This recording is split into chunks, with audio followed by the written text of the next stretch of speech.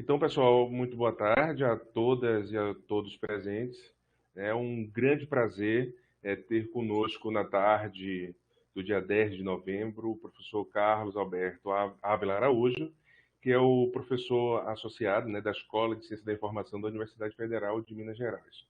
Bom, transcorrer aqui o currículo seria uma tarefa muito complexa, porque é um professor que tem uma produção muito extensa, que passeia entre a epistemologia, as questões associadas à informação e sociedade, e nos últimos estudos ele tem se debruçado bastante, isso eu já pesquisei, professor, tanto que eu estudo, e nós recomendamos inclusive os textos do senhor sobre informação e pós-verdade, tá bom? Então eu fiz aqui uma síntese do currículo, só para que nos situemos em relação ao nosso convidado, tudo bem? Então, o professor Casal, como é carinhosamente conhecido, ele é professor associado da Escola de Ciência da Informação, da UFMG, doutor em Ciência da Informação com pós-doutorado na Universidade do Porto e pela Universidade de Salamanca, na Espanha, Portugal e Espanha.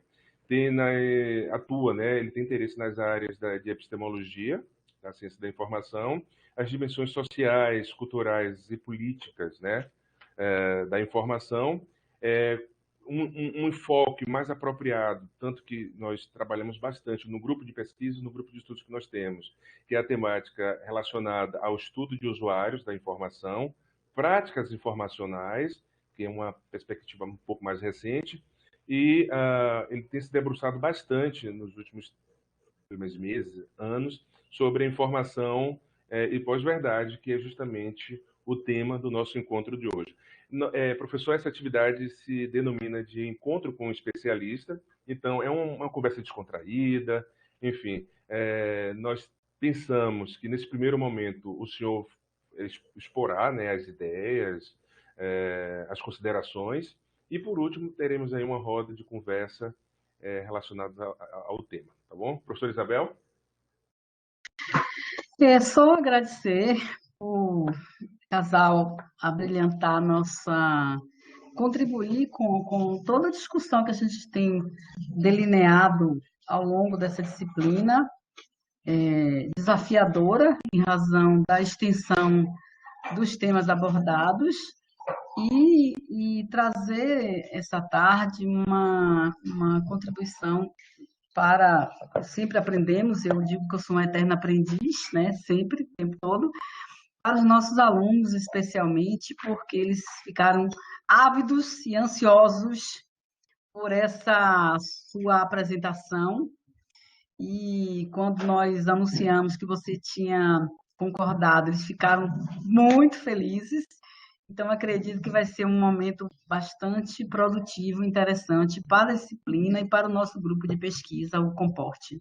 Só agradecer. Só mais uma informação.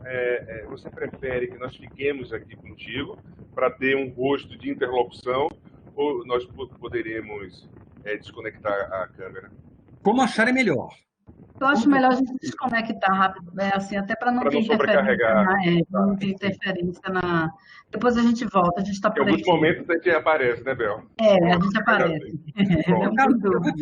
Eu vou fechar uma janela aqui, porque está chovendo aqui. Um segundo. Tá bom. Tá joia. Pronto, desculpe, só para não ter perigo de atrapalhar. Imagina. Então, professor, fique à vontade, tá bom? Perfeito. Grande abraço, até daqui a pouco. Bom, então, boa tarde a todos que estão acompanhando esse evento. Eu começo agradecendo muitíssimo a Zé Carlos e Isabel pelo convite. Como eu falei aqui mais cedo, antes da gravação, eu tenho uma admiração pelo trabalho do grupo da Universidade Federal da Bahia. Acho que é um grupo, é um programa de pós-graduação que faz muito pela ciência da informação brasileira. Eu já tive a oportunidade de estar com vocês no Enancib, 2 Enancibs, já tive a oportunidade de estar no ENEARC, já tive a oportunidade de estar no colóquio da Rede MUSE. Então, assim, eu queria salientar isso, porque eu acho que é muito importante a gente celebrar os vários grupos que produzem a nossa pesquisa no Brasil, né? e, sobretudo, nesse momento em que a gente não está podendo, né, encontrar presencialmente, acho que esse tipo de iniciativa, então, né, de fazer convites para que a gente explore as plataformas existentes, é muito bom. Então, eu agradeço mesmo. É um prazer imenso estar com vocês hoje. O Zé Carlos fez a leitura do meu, uma leitura breve do meu currículo, e ele só não mencionou o fato mais importante do meu currículo, que é o fato de eu ser absolutamente apaixonado pela ciência da informação.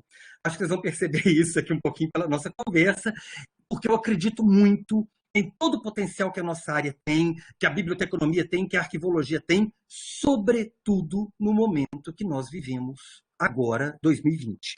E aí é muito interessante ter essa conversa com vocês hoje, porque é muito interessante ter essa conversa imediatamente após a eleição nos Estados Unidos. Porque a gente sabe que a figura do senhor Donald Trump tem uma relação direta com o fenômeno que a gente tem vivido hoje, que é a questão da pós-verdade.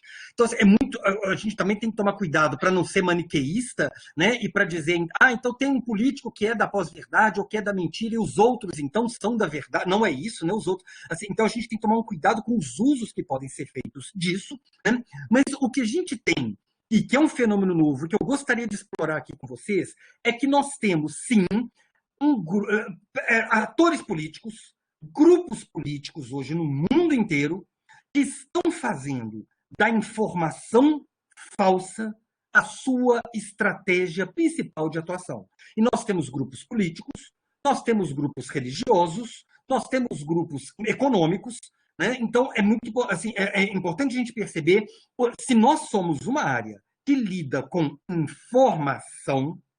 Não tem hoje, na minha visão, né, na visão de algumas pessoas, não existe hoje assunto mais importante para a nossa área do que perceber o uso que está sendo feito da informação e da informação falsa para eleger pessoas, para promover grupos religiosos, para excluir pessoas, para destruir reputações e, como a gente tem visto agora, até mesmo para dominar as discussões sobre a Covid, sobre a pandemia e sobre possíveis curas da pandemia. Né? A gente está com uma notícia agora fresquinha, vocês estão acompanhando, né? Que ontem a Anvisa, cujo presidente, o presidente da Anvisa é aliado do atual presidente da República, ele decreta a suspensão dos testes de uma vacina que estava sendo desenvolvida pelo Instituto Butantan, né? O Coronavac, alguém já até colocou aqui, né? Porque entre muitas pessoas que participaram dos testes dessa vacina, e são muitas pessoas, já há meses, uma pessoa teve um óbito, que descobriu-se agora não tem relação alguma com os testes da vacina.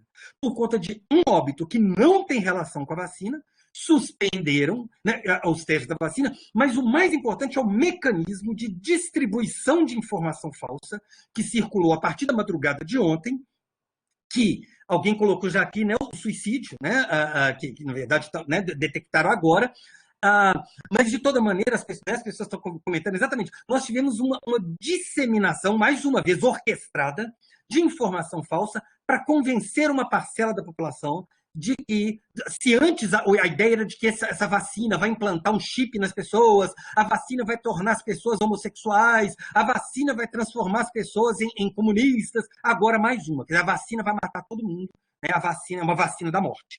Então, é nesse cenário que eu gostaria de ter essa conversa hoje, né? Assim, acho que a gente, com todo mundo que já acompanhou, as discussões de pós-verdade, desinformação, elas vêm sendo estudadas por várias ciências hoje, antropologia, ciência política, ciência da computação, direito, a gente tem obras, né, eventos, a pessoa da saúde, então a gente tem hoje, esse se torna um assunto importante, e no meio dessa discussão do assunto importante estamos nós, bibliotecários, arquivistas, profissionais da informação, né? E o que nós temos a dizer?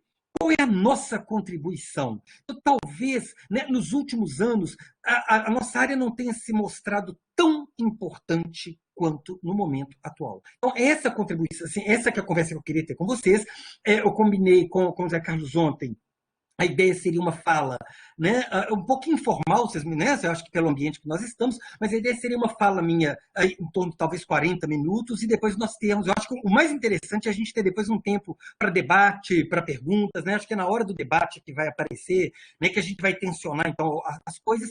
E a conversa que eu queria ter hoje, ela, de fato, como o Zé Carlos disse, eu tenho me dedicado desde o ano passado ao estudo mais, assim, a um estudo dedicado dessas questões, sobretudo para perceber o quanto que esse cenário atual de pós-verdade, de desinformação, de fake news, de fake science, o quanto que ele afeta a nossa área.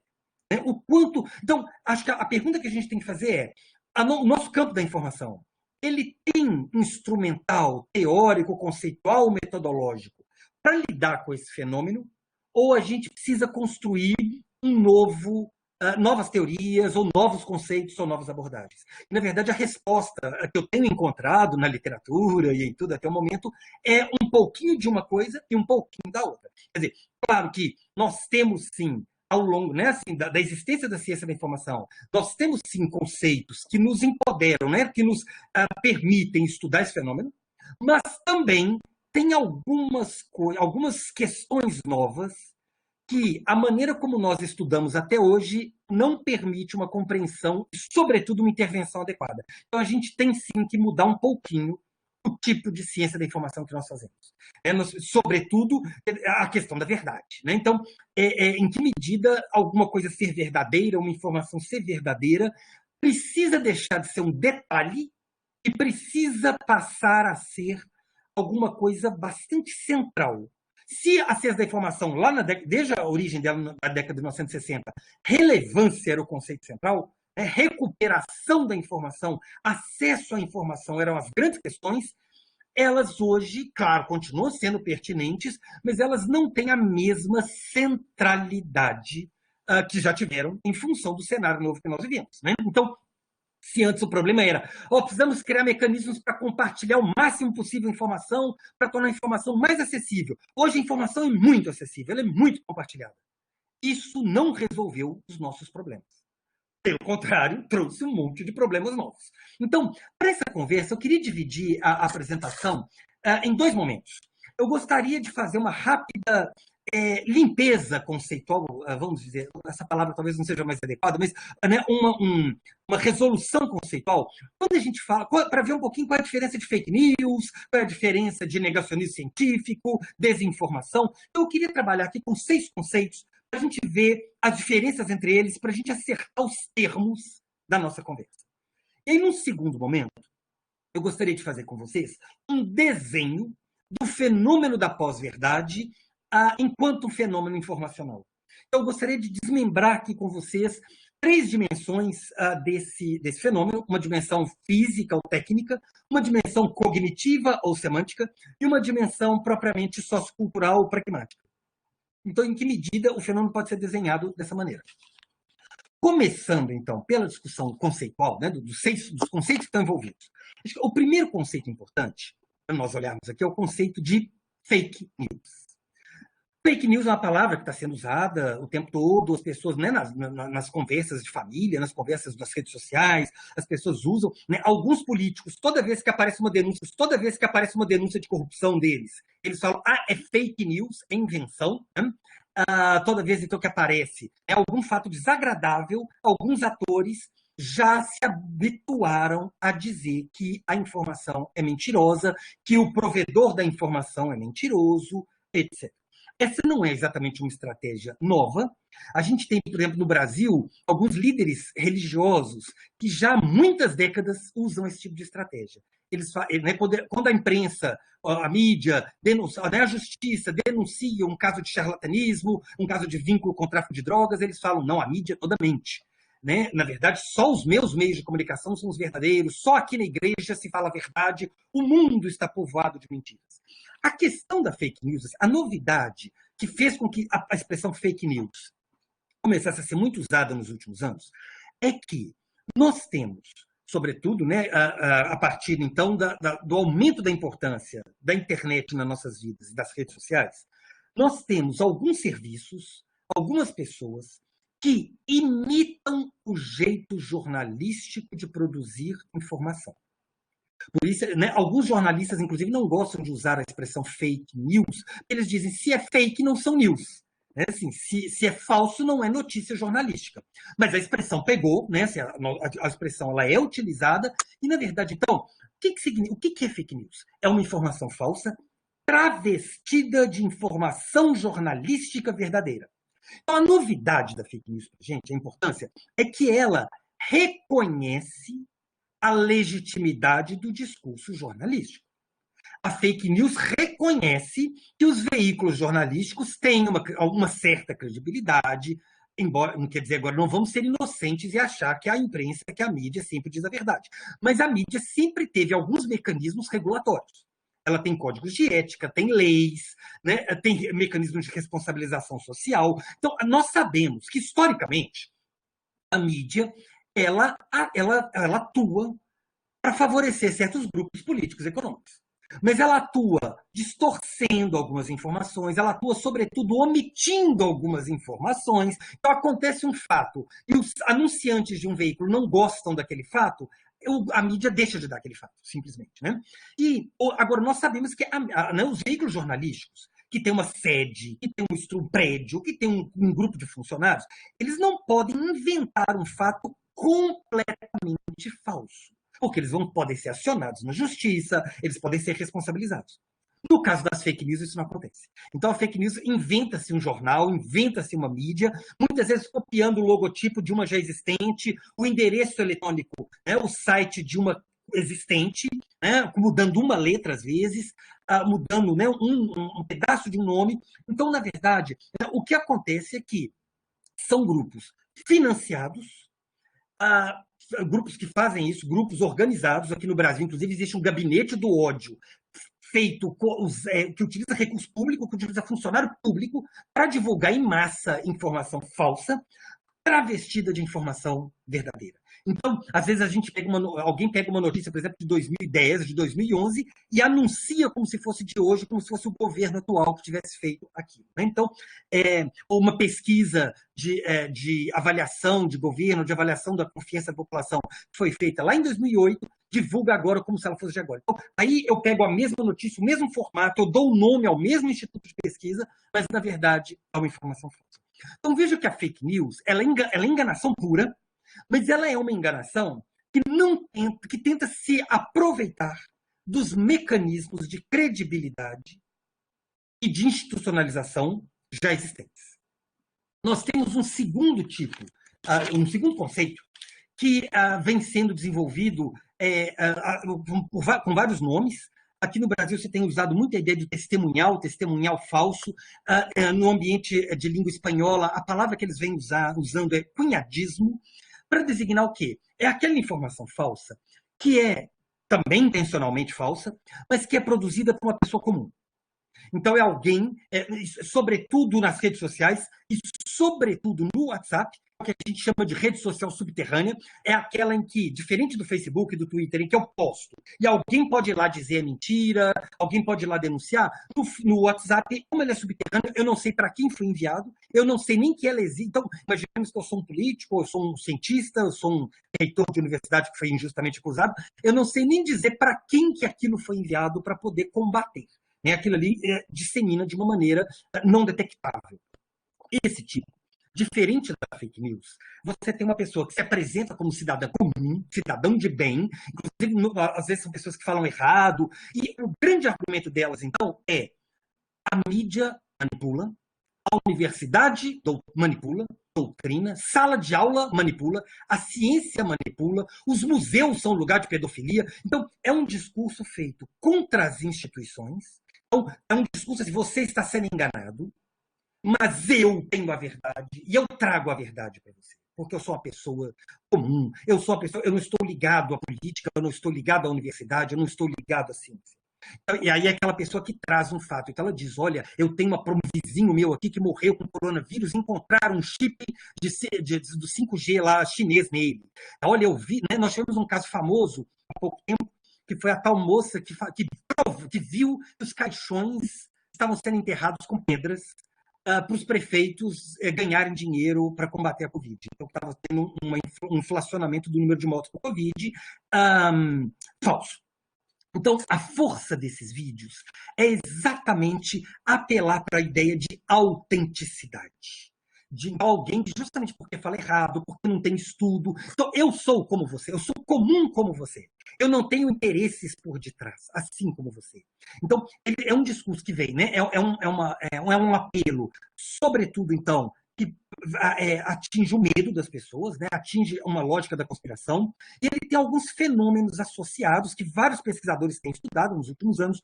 Um deles é o chamado culto do amadorismo. Então, é uma ideia, né? É um conjunto de valores que vem valorizando o amador em relação ao especialista. Eu vou deixar para falar isso daqui a pouco, na hora de definir o fenômeno como informação. O outro fenômeno, que eu também vou definir mais tarde, que é o da falsa equivalência, é a ideia de que a opinião de todo mundo tem o mesmo valor.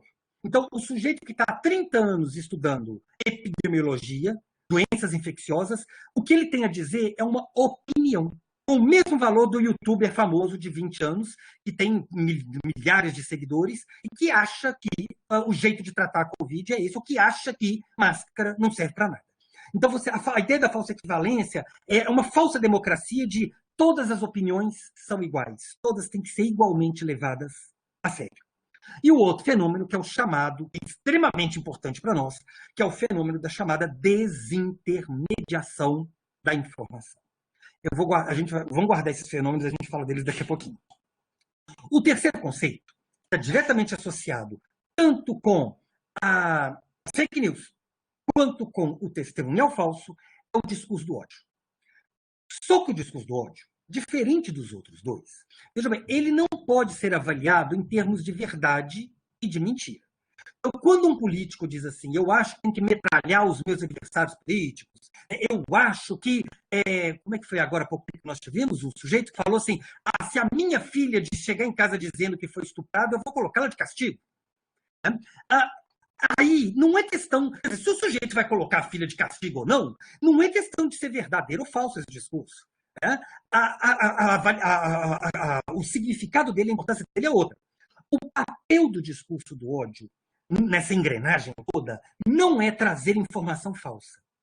A função do discurso do ódio é inocular ódio, inocular a reação emocional nas pessoas. Quer dizer, fazer com que as pessoas deixem de analisar os fatos reais relacionados à saúde, relacionados à política, né? Que as pessoas deixem de usar o raciocínio, a lógica, a razão, e passem a tomar decisões com base no medo, no ódio, na emoção.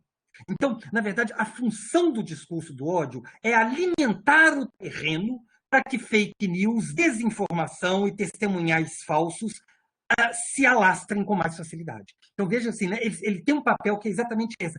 Que, tem um autor que eu gosto, né, que eu trabalho bastante, depois, se vocês quiserem, eu posso indicar algumas leituras sobre essa questão, mas, na verdade, então, o papel é colocar as pessoas, o público, em pé de guerra. O tempo todo. Quer dizer, colocar as pessoas, né, alguém colocou aqui risco ao fósforo, exatamente, né? Quer dizer, deixar as pessoas com os nervos à flor da pele para que cada mensagem que chegue falando que a máscara é uma enganação, que a vacina é uma enganação, etc., que as pessoas imediatamente compartilhem aquilo com mais força, com mais vigor, com mais engajamento.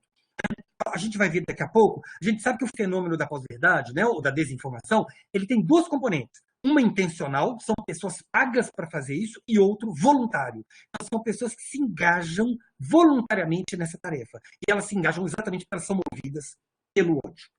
Então, né, o ódio alimenta a propagação de informação falsa.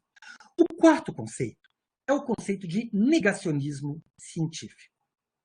Também de negacionismo histórico, né? Alguns chamam de fake science ou pseudociência. Então, é um fenômeno que já vem sendo estudado há algumas décadas. A origem do estudo desse fenômeno, inclusive, está associado, lá na metade do século XX, a um caso famoso que aconteceu nos Estados Unidos, que foi quando a ciência descobriu a ligação entre fumar e câncer de pulmão. Então, quando acontece isso, né, imediatamente a indústria do tabaco, que é uma indústria poderosíssima, ela fica desesperada, porque, bom, se essa informação propaga para todo mundo, as pessoas vão parar de consumir o meu produto.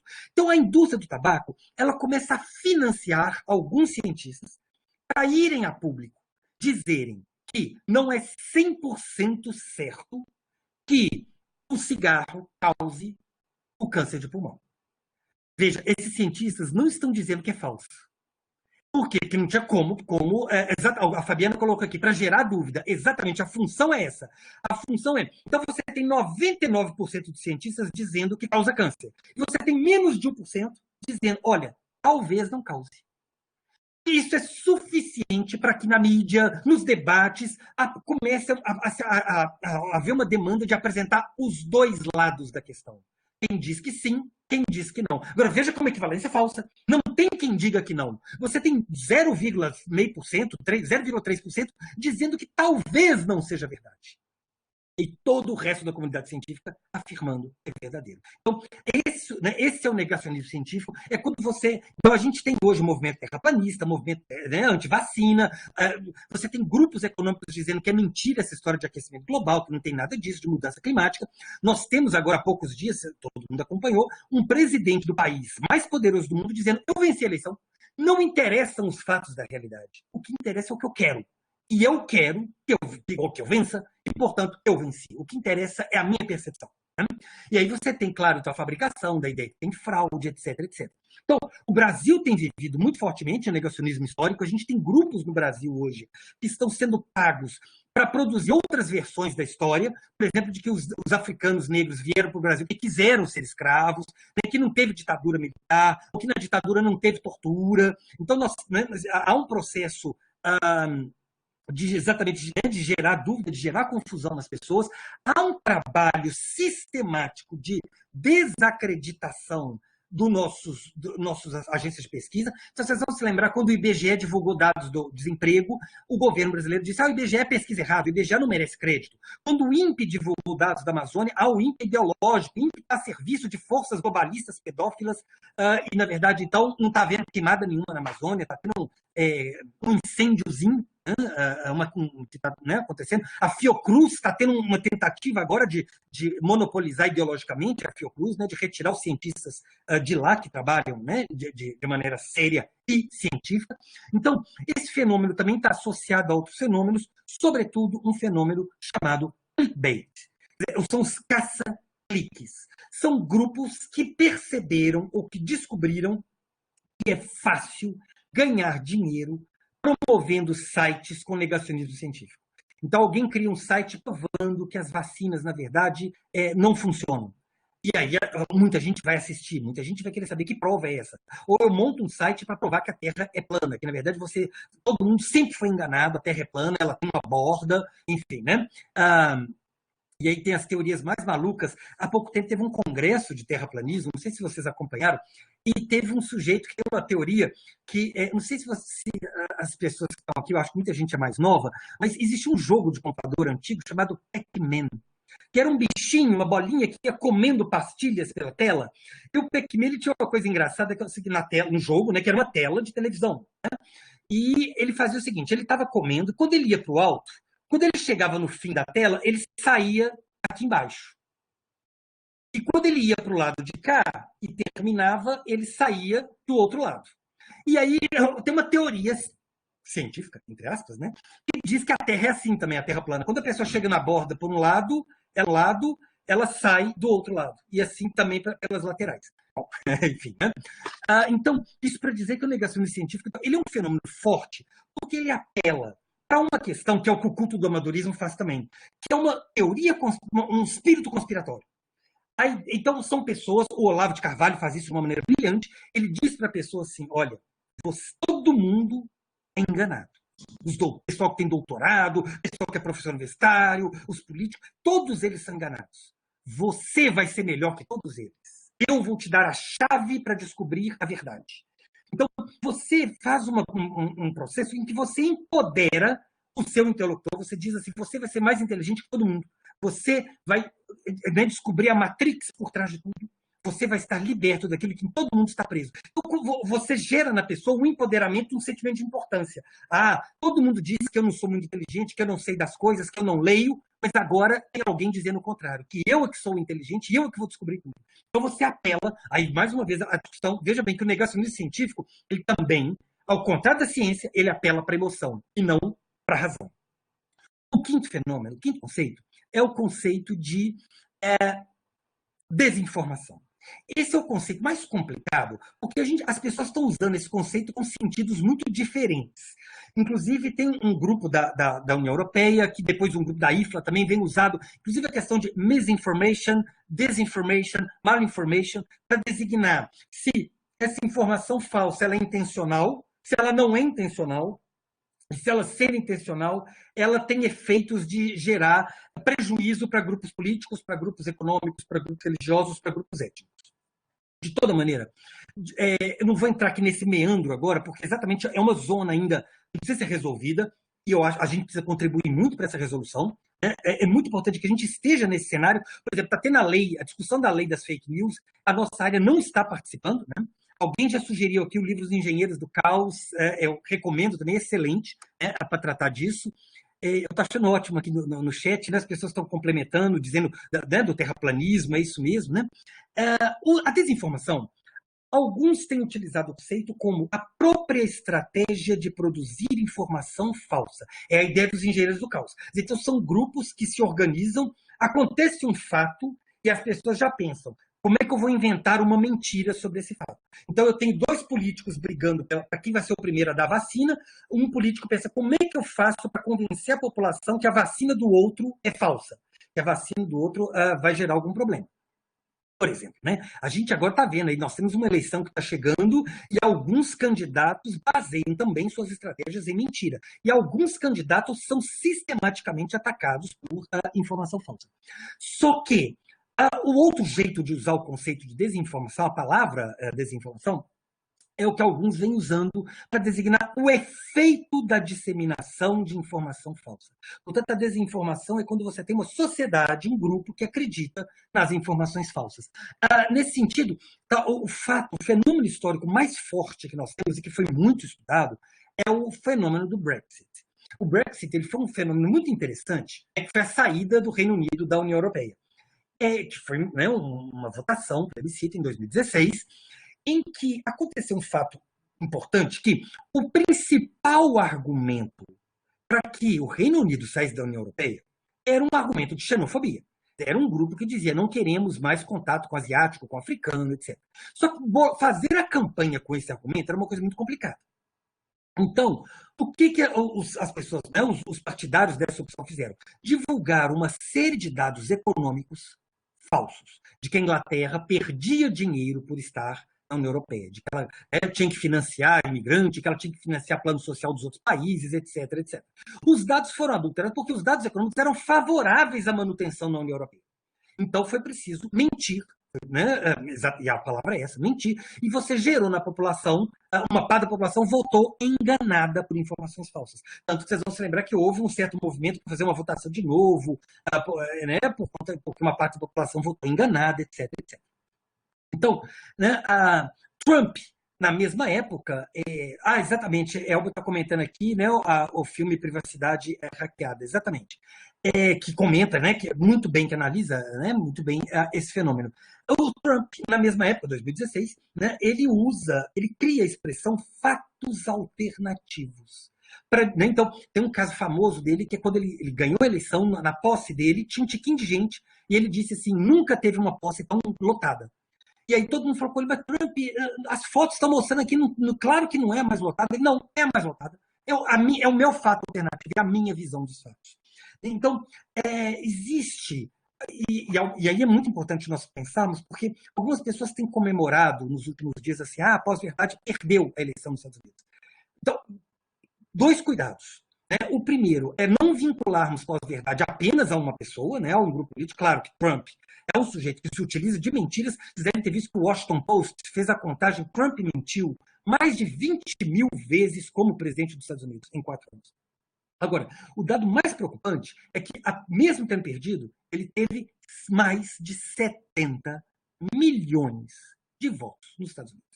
E você tem 70, quase a metade do eleitorado. Se não me engano, o Biden teve 75 milhões, eu acho que a diferença foi essa. Vejam, 70 de 145, de 150 milhões de pessoas continuaram depositando crédito num presidente que mentiu 20.000 vezes nos últimos 4 anos. Então, assim, estamos longe de pensar que esse fenômeno enfraqueceu, que esse fenômeno acabou, né, que esse fenômeno não tem mais importância. Alguém comentou aqui, inclusive, o eleitorado dele na Flórida, entre os latinos, cresceu exatamente. O resultado dessa eleição ainda vai ser estudado, né, por algumas pessoas, para ver exatamente o que aconteceu. E, inclusive, o tamanho da adesão da população a esse discurso agora de que houve fraude. Né? A gente está acompanhando alguns políticos do Partido Republicano já pularam do barco, estão dizendo, olha, tem que aceitar mesmo, a eleição acabou, está tudo certo, mas tem um grupo que está disposto, inclusive, a pegar em armas. Nós não sabemos o tamanho desse grupo, mas tem um grupo disposto a ir para as ruas armado para defender o direito do senhor Donald Trump de continuar mais 4 anos como presidente dos Estados Unidos. O sexto conceito, e ele é o título, né, dessa conversa nossa. Zé Carlos, você me controla o tempo aí, por favor, que eu empolgo aqui, tá? E aí você, por favor, me avise. O sexto conceito, então, que é o conceito de pós-verdade, é o conceito com o qual eu prefiro trabalhar e é o conceito que eu acho eu acho que a ciência da informação deveria trabalhar. Porque ele é o conceito mais abrangente, ele envolve todos os outros. Pós-verdade, então, é um termo que existe desde 1992, mas que passou efetivamente a estar na agenda da pesquisa científica na área de humanidades, ciências humanas, ciência política, direito, economia, computação, etc., a partir de 2016, justamente o ano da eleição do Trump e da votação do Brexit. Pós-verdade é um termo que designa uma condição ampla da maneira como os seres humanos estão se relacionando com a informação no mundo. Então, uma maneira, é uma nova condição por meio da qual a informação é produzida, ela circula, ela é usada, apropriada e compartilhada no mundo contemporâneo. E essa nova condição, ela envolve, então, 3 fatos complementares. O primeiro fato é a ampla produção e disseminação de informação falsa. Então, não sejamos ingênuos, isso sempre existiu, mentira sempre existiu. Quando a imprensa foi inventada, em 1455, foi criada, né? Com os tipos móveis e tal, quando apareceram os primeiros folhetos e jornais na Europa, você tinha muita informação falsa. Você tinha jornais que falavam lá de dragão, de pessoa com 2 cabeças. Você tinha esse sensacionalismo mágico, mitológico também, né? Travestido de informação verdadeira, porque as pessoas falam assim, olha, está no impresso, então é verdade. Então, claro que a gente teve televisão, rádio, né? Sempre teve mentira. Claro que hoje a condição de produção de informação falsa ela é muito maior, ela é exponencial. A possibilidade de disseminação disso. Então, hoje, se eu quero provas de que a Terra é plana, eu encontro um monte de site, eu encontro congresso científico, eu encontro, enfim, publicações, etc., para sustentar o meu ponto de vista. Se eu quero informação de que não tem mudança climática, eu encontro. Nós encontramos de tudo. Tem gente que está ganhando dinheiro com isso, então, produzindo informação falsa. A gente sabe que sensacionalismo dá dinheiro. Né? Se eu fizer hoje, né, para voltar ao nosso exemplo anterior, se eu fizer hoje um site assim, sou capaz de provar que a Terra é redonda. Na verdade, ela não é redonda, né? Ela é achatada dos polos, é quase redonda. Mas se eu fizer isso, ninguém vai entrar no meu site. E todo mundo, assim, é uma coisa que sabe, se todo mundo sabe. Agora, se eu fizer provando o contrário, dizendo que eu provo o contrário, né? Eu vou ter um monte de acessos. Então, essa é a primeira condição. Aumenta a possibilidade de produção de informação falsa. Mas isso não é suficiente para caracterizar a pós-verdade. O segundo elemento é uma condição nova que nós, seres humanos, temos hoje, que é a capacidade de checar em poucos segundos se uma informação é verdadeira ou falsa. Então, alguém me diz, o político tal tem, como apareceu há poucos dias, tem 400 bilhões de dólares na Suíça. Mais do que o PIB dos Estados Unidos. Eu tenho condição, com o meu smartphone, todos nós aqui, né, de em alguns segundos conferir se isso é verdade ou se isso é mentira. Só que nós não fazemos isso. Esse é o fato novo. Então, essa é uma condição nova. Se a gente voltar algumas décadas, alguém me diz assim, lá na China as pessoas são assim. Eu não tenho como saber, assim, né? Eu teria que ir, talvez, a uma biblioteca, procurar um livro sobre a China para ver se é eu ou não. Mas eu não tenho como ali na hora verificar se isso é verdadeiro ou falso. Se a gente voltar mais ainda, quer dizer, mais difícil ainda era verificar a veracidade ou não de uma informação. Hoje nós temos essa condição. Só que aí é que vem, então, a condição nós temos. E aí vem o terceiro fato, que complementa, ou que explica, né, o que caracteriza a pós-verdade. Nós não temos interesse em verificar se uma informação é verdadeira ou falsa. Nós repassamos, nós compartilhamos. Então, eu odeio esse político. Chegou uma informação dizendo que ele tem 400 bilhões, eu vou repassar. Não interessa se é verdade ou se é mentira. Né? Chegou a informação aqui contra tal pessoa, contra tal grupo do qual eu não gosto. Né? Então, tem uma informação aqui dizendo que as feministas quebraram as igrejas, defecaram nas igrejas. Eu não gosto de feminista, eu vou compartilhar. Mas é muito pouco provável que seja verdade, não interessa.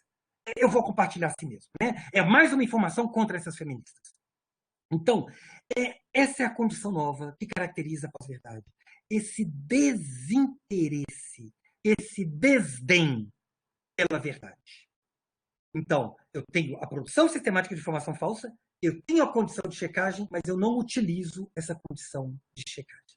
Então, eu surfo na onda da veiculação massiva de informação falsa. Fabiana colocou aqui no chat, porque é conveniente. Exatamente.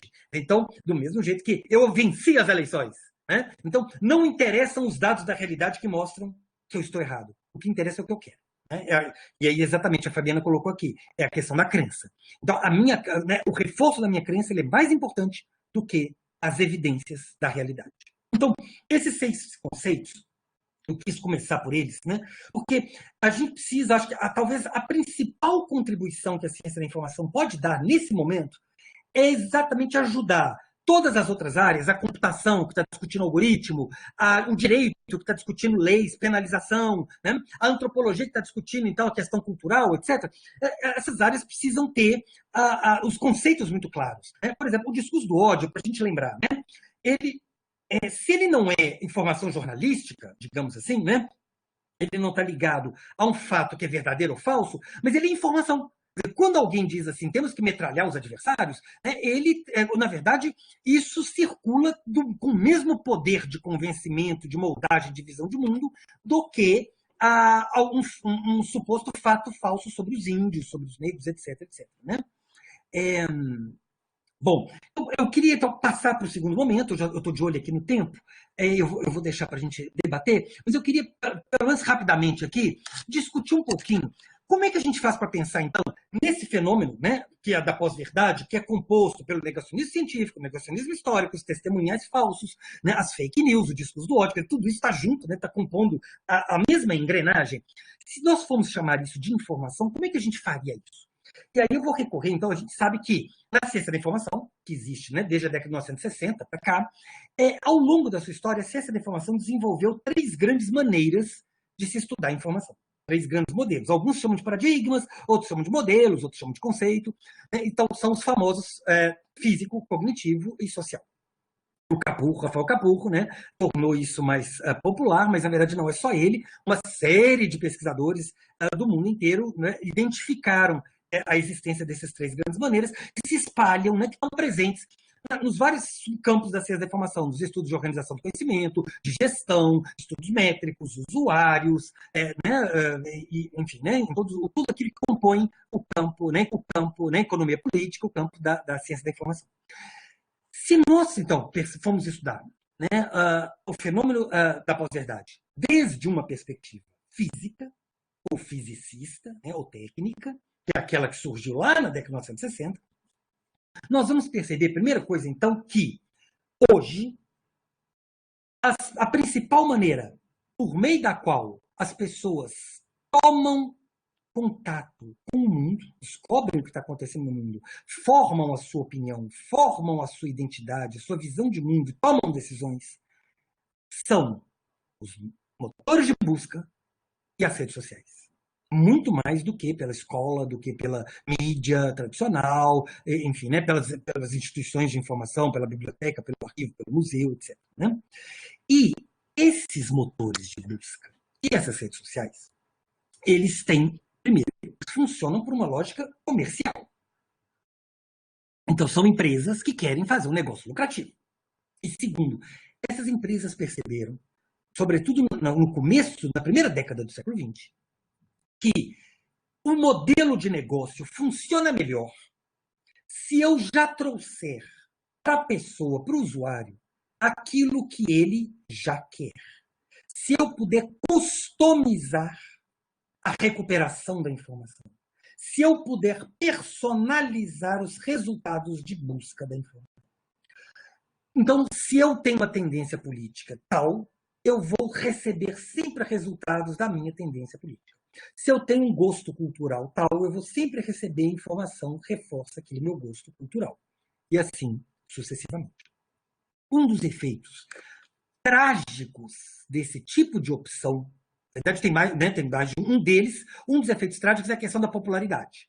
Que, então, esses motores resolveram estabelecer como elemento de relevância o quão popular um site ou recurso de informação é. Isso fez com que várias vozes fossem apagadas da rede da internet, fossem apagadas das redes sociais, e um grupo muito pequeno de fontes de informação, um grupo muito pequeno de recursos informacionais, passe a ser então supervalorizado ou muito valorizado, passe a ser conhecido por todo mundo, passe a ser com muito mais força. O outro problema é exatamente o chamado efeito Brunner, que alguns também chamam de câmara de eco. O que significa isso? Você começa a ter pessoas que recebem o tempo todo o mesmo tipo de informação, ou informação que confirma determinado ponto de vista. Isso faz com que parcelas imensas da população deixem de ter contato com o contraditório, com um ponto de vista diferente. Então, as pessoas vão sempre reforçando seus preconceitos. Então, se eu acredito que o grupo político tal, ou o grupo religioso tal, é o verdadeiro, ou pelo contrário, né, são falsos, são criminosos, são corruptos, eu vou só receber o tempo inteiro informações, são corruptos mesmo, verdadeiras ou falsas, eu vou só receber o tempo inteiro informações e confirmações daquilo que eu já penso. Então, nós temos, inclusive, né, nós sabemos disso, alguns estudos que mostram o comportamento informacional de pessoas, né, nas redes sociais, etc. Nós temos ambientes, por exemplo, de pessoas que são favoráveis a um determinado político. Todo mundo que entra lá é para aprovar, é para fazer amém para aquele político. Se entra alguém com uma mínima crítica, a pessoa é escorraçada de lá, ela é imediatamente agredida, ainda que seja até alguém que vote naquela pessoa, então, se ela faz uma crítica, ela é imediatamente destruída, neutralizada, quando não perseguida, exposta e perseguida depois nas redes sociais. Então, né, esse fenômeno, na verdade, ele tem um efeito extremamente importante, que é o isolamento ideológico, ou isolamento cognitivo das pessoas. Veja bem, propiciado pela técnica, propiciado pela dimensão técnica dos fenômenos informacionais. Então, isso é extremamente importante porque na década de 1960 e 70, as pessoas, os pesquisadores da nossa área diziam assim, na hora que a gente tiver muita informação, quando a gente tiver muito compartilhamento, muito acesso, nós vamos viver uma sociedade do conhecimento. Nós vamos viver, então, uma era da sabedoria. Né? As pessoas, então, vão ter mais informação, elas vão tomar decisões melhores, mais racionais. Não foi o que aconteceu. Então, nós descobrimos que não é apenas tendo muito compartilhamento e muito acesso que a gente melhora a sociedade, melhora a dimensão política, a dimensão crítica, a dimensão cultural, etc. Desenhando o fenômeno pela perspectiva informacional desde um segundo momento. O Zé Carlos está dizendo aqui, né, os estudos de comportamento informacional, exatamente, né? Desde uma segunda perspectiva, que é a dimensão cognitiva. Vejo que, mais uma vez, a nossa área, né, o modelo cognitivo, ele nasceu no finalzinho da década de 1970, ele esteve em vigor efetivamente nas décadas de 1980 e 90, é quando as pessoas começaram a agregar, né, organização do conhecimento, gestão da informação e do conhecimento. Quando a palavra conhecimento aparece, e ela aparece, né, muito vinculada àquilo que ficou, era o mantra da nossa área, né, nos anos 90. Dado, informação e conhecimento. Então, aquela ideia de que o dado é o que existe no real, são os documentos, etc. Conhecimento é aquilo que eu tenho na cabeça, né, aquilo que eu sei, e a informação é o produto da interação entre os dois. É o tanto que os dados alteram aquilo que eu já sei. Então, tem uma visão de conhecimento aí importante, que é essa ideia de que os dados eles vão se somando àquilo que eu já sei. Então, tanto que a gente tem a famosa equação fundamental da ciência da informação, que é uma equação de somatória. Dados novos vão sendo acrescidos e o meu conhecimento vai aumentando. E o que a gente percebe agora é que não é bem assim que nós nos relacionamos com o conhecimento, com a informação e com o conhecimento. Nós não vamos simplesmente agregando dados.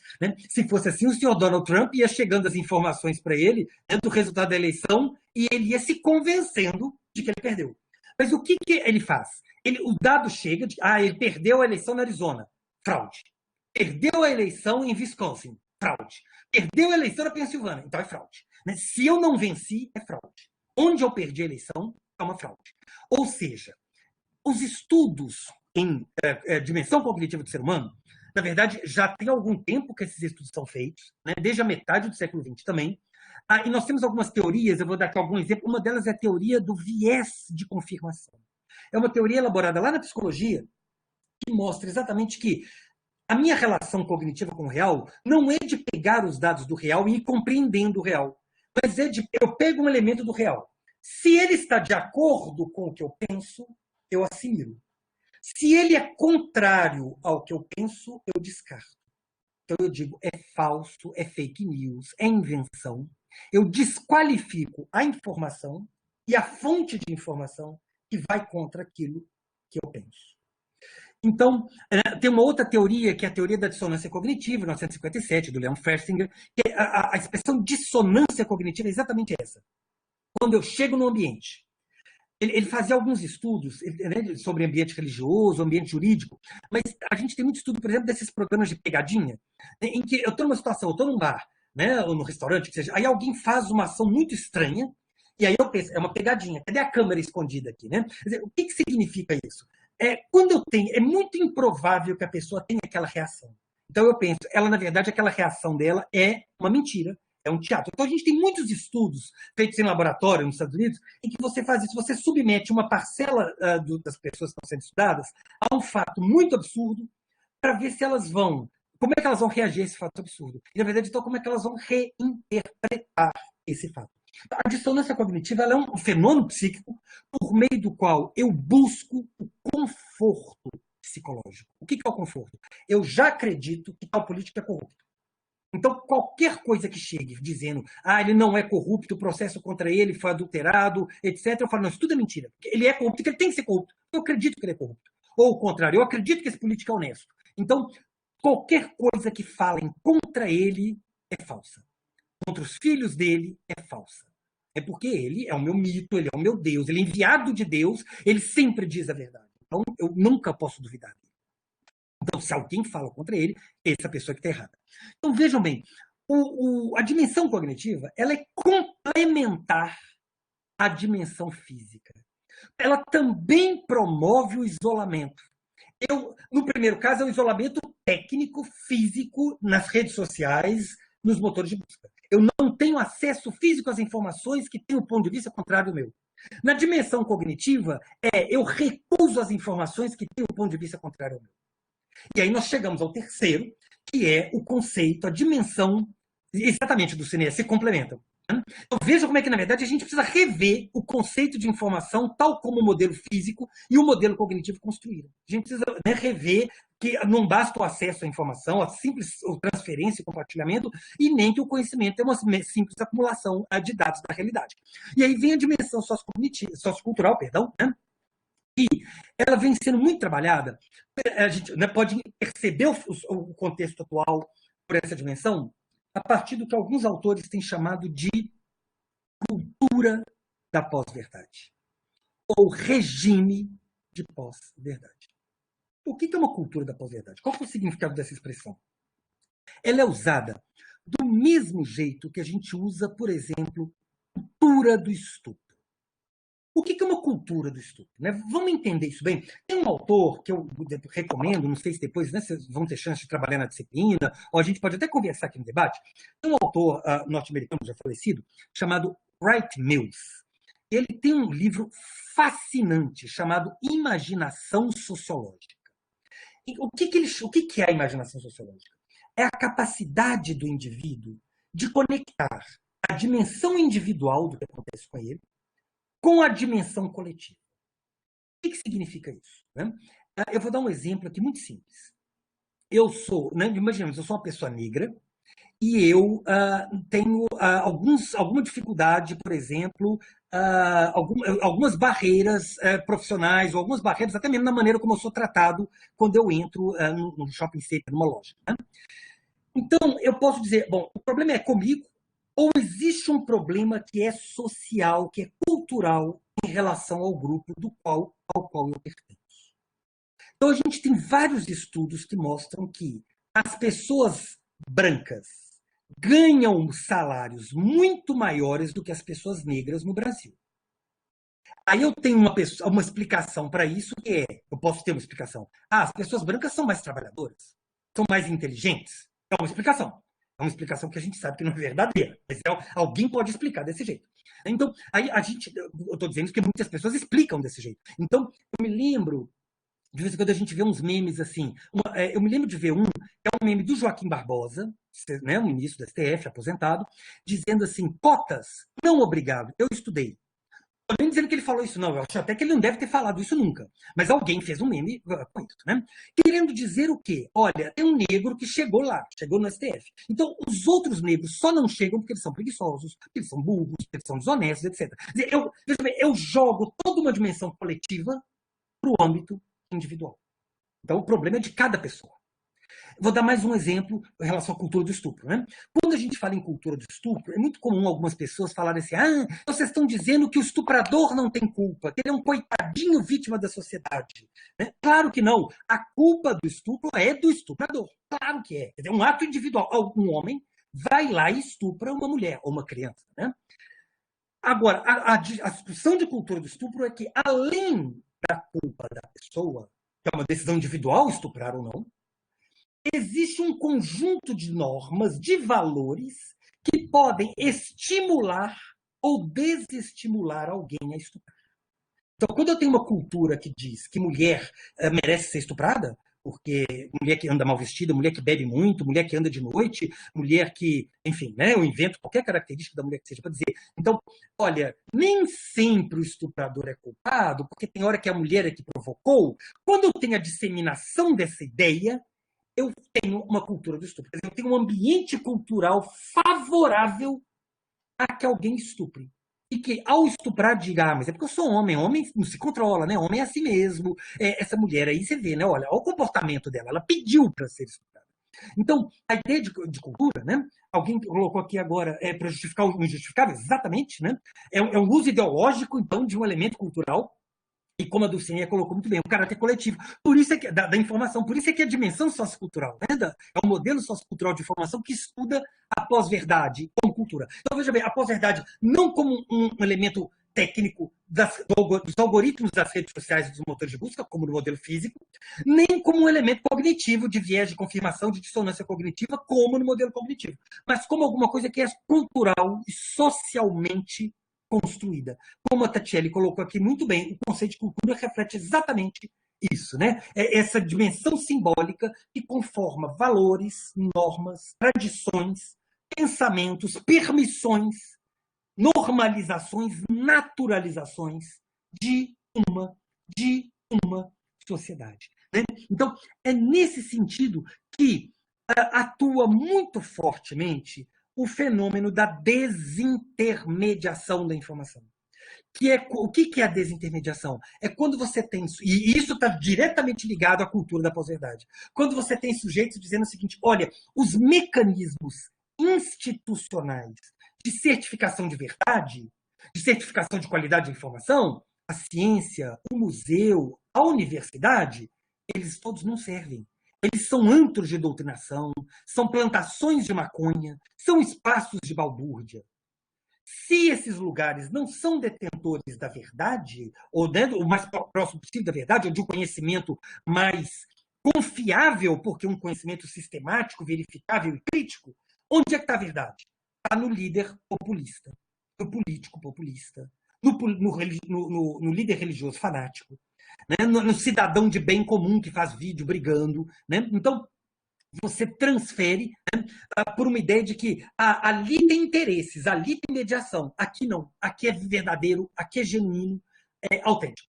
Aqui é o real. Os outros são o real mediado. Então, vejo que a cultura da pós-verdade, ela vem nesse caldo da defesa do amadorismo como um valor. Ser especialista é ruim, porque o especialista é doutrinado, o especialista está a serviço de interesses ocultos. Claro que está também. Claro que os cientistas não são todos idôneos. Claro que tem cientista mal intencionado. Claro que tem um professor universitário mal intencionado.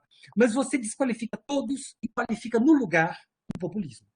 Né? Tanto que existe um movimento político, né? Vários estudos mostrando um movimento político internacional chamado de nacional-populismo, que tem as suas bases exatamente na destruição da ciência, na destruição do jornalismo, na destruição da mídia, na destruição da escola, na destruição do museu. E na colocação, então, de outras coisas no lugar disso. Então, vejam, né, que quando a gente está falando de uma cultura da pós-verdade, ou a pós-verdade como um regime de pós-verdade, quer dizer, o que é o regime de pós-verdade? Se a gente lembra lá do conceito de regime de informação, são as condições jurídicas, tecnológicas, econômicas, culturais, jurídicas, que fazem com que certos conteúdos informacionais circulem com mais força do que outros na sociedade, numa determinada sociedade, numa determinada época. Então, a gente teria, na verdade, a conformação de uma condição favorável a que informações falsas circulem e sejam efetivamente utilizadas pelas pessoas na hora em que elas vão tomar a decisão em quem elas vão votar, se elas vão usar máscara ou não, se elas vão não usar álcool gel ou não para higienizar as mãos, e assim sucessivamente.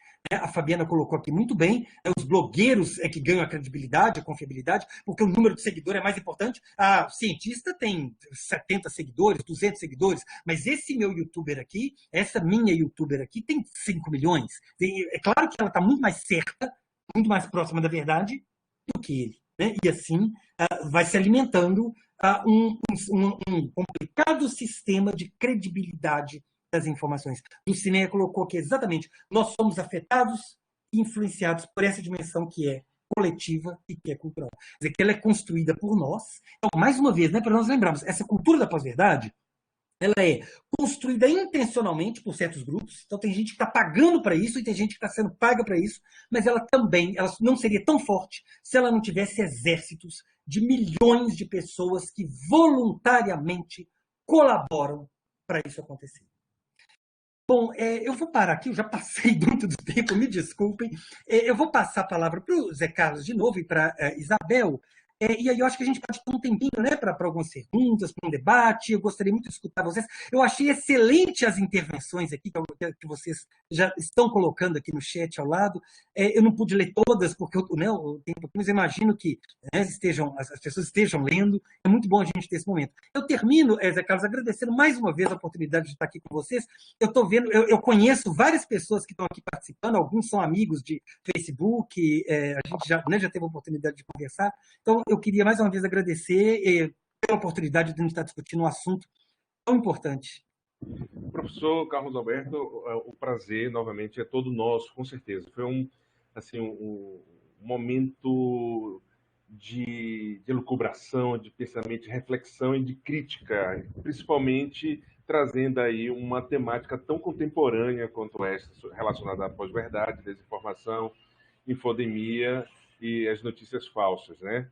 Então, eu vou abrir o espaço agora para que os nossos colegas possam provocar, trazer algumas dúvidas e, a partir daí, fomentar novos debates e novas discussões. Quem gostaria, por favor? Acho que seria interessante, além de ativar o microfone, também ativar a cam. Acho que fica melhor. Acho que visualiza e apresenta também. Será você, Francisca, a primeira? Eu posso, porque fica à vontade. O Carlos Alberto, boa tarde. Eu sou suspeita para falar porque a minha pesquisa, né, de doutorado é na linha dos fenômenos, né? Eu vou trabalhar com a professora Jussara. E aí o professor Carlos Alberto foi um dos primeiros teóricos, né, de embasamento da minha pesquisa. Então, o professor Carlos Alberto, eu tenho acompanhado lives, as leituras do professor são muito esclarecedoras. E quando eu comecei, eu tenho alguns apontamentos, porque o texto também, né, o o artigo do fenômeno da pós-verdade e as implicações para a agenda de pesquisa, que o professor disponibilizou, um dos 3, foi, assim, uma luz para a minha pesquisa, para um dos capítulos, porque quando eu comecei, né, a intenção da minha pesquisa era, eu ia trabalhar só com fake news, e eu observei, uma das minhas questões foi justamente essa que o professor traz, é mais ou menos isso que o professor traz no artigo. Eu fiquei muito preocupada com a biblioteconomia na área, né, na época, a ciência da informação, e essa relação da informação, essa informação vigente, esse fluxo das redes. E eu me questionava muito, porque eu observava, eu fiz um levantamento à época, né, na literatura de trabalhos, eu vi que haviam poucas pesquisas tratando desse tema. Eu entrei em 2019, né, então, em 2018 eu já pesquisava, mesmo eu não tinha intenção eu nem sabia que ia entrar para o doutorado, né, mas já observava o meu campo, que eu sou bibliotecária, e eu observava meu espaço de trabalho, como eu trabalho no Instituto Federal do Piauí. Então, eu sou assídua nas redes sociais, então eu acompanho, eu não só observo as notícias, eu leio e eu observo muito os comentários. Os comentários, aquele espaço ali é um espaço muito rico. O professor Carlos Alberto sabe, porque ele é um pesquisador, ele, né, professor, praticamente monitora para as suas pesquisas, e você sabe que ali você consegue fazer N pesquisas dentro daquele espaço de trabalho. O espaço, os ambientes de redes sociais na internet. Então, eles são adoecedores. Eu até coloquei aqui, professor Carlos Alberto, uma questão assim, porque como pesquisador de redes sociais, a gente precisa ter muito um equilíbrio emocional muito grande para poder lidar com tudo que está ali, né? Então, é um ambiente que testa muito a tua sanidade mental, o teu equilíbrio ético profissional, para você poder não entrar, observar, analisar o espaço, né, e não adoecer. Então, essa primeira questão que eu coloco, do posicionamento do professor, a palestra, né, o bate-papo é excelente, como sempre, esclarecedor, o professor é muito didático, traz essas encarnações que o professor Arthur fala, né, Arthur Bezerra, as encarnações, os fenômenos, de forma muito clara, muito didática. E aí eu coloquei primeiro essa questão, que foi essa que me intrigou e que você responde nesse artigo aqui, né? Eu gostei demais, ele já é um dos materiais também que eu já vou estar usando em um dos capítulos, dentre outros que eu já li seu também. As lives também eu até fiquei N vezes ouvindo passagens das lives para poder trabalhar, porque a gente ainda tem isso, essa questão da ciência da informação e da biblioteconomia, essa questão teórica que é necessária, que você traz para o texto, a racionalidade do equilíbrio, né? Esses temas, né? Esses fenômenos são essenciais não só para o pesquisador, a gente se debruça, né? Eu sou bem novinha aí na área, estou seguindo os passos aí, correndo atrás de vocês aí, o pessoal do IBICT, que tem um trabalho muito, muito bom, que eu tenho acompanhado também. Nós temos alguns poucos pesquisadores aqui, pelo menos que eu venho acompanhando no Brasil, que tem tratado profundamente desse tema, né? O professor Jonatas também tem enveredado por essa questão. E aí eu sinto essa necessidade da ciência da informação, de entender a verdade, que é o capítulo que você responde. Eu trago para isso, eu fiquei feliz demais quando eu li, quando eu soube que você viria, porque me ajuda na construção desse capítulo, porque a gente ficava instigada, é minha orientadora, como é que é a verdade e o que é mentira, e o que é a verdade, a ciência da informação trata da verdade. A gente é muito acostumada a trabalhar com a informação de forma muito romântica. Eu percebo a informação na biblioteconomia. A informação é aquela que resolve todos os problemas. A gente só vê a informação como aquele caminho bom. E agora a gente está tendo uma desconstrução, porque, de certa forma, eles usam um tipo de informação, né? Quem trabalha com fake news, nesse sentido, eles pegam algo que para alguém é informação, né? E aí eles manipulam. Então, eu sinto muito esse lapso na ciência da informação. Eu estou muito feliz, porque eu achei que eu estivesse delirando quando eu entrei com a proposta no doutorado, né? Eu achei que isso fosse devaneio, eu pensei, poxa, mas a ciência da informação e a biblioteconomia, a gente trabalha com informação registrada o tempo todo, né? A gente é muito acostumado a trabalhar com formação de livro, de artigo, de base de dados, é tudo muito formatado.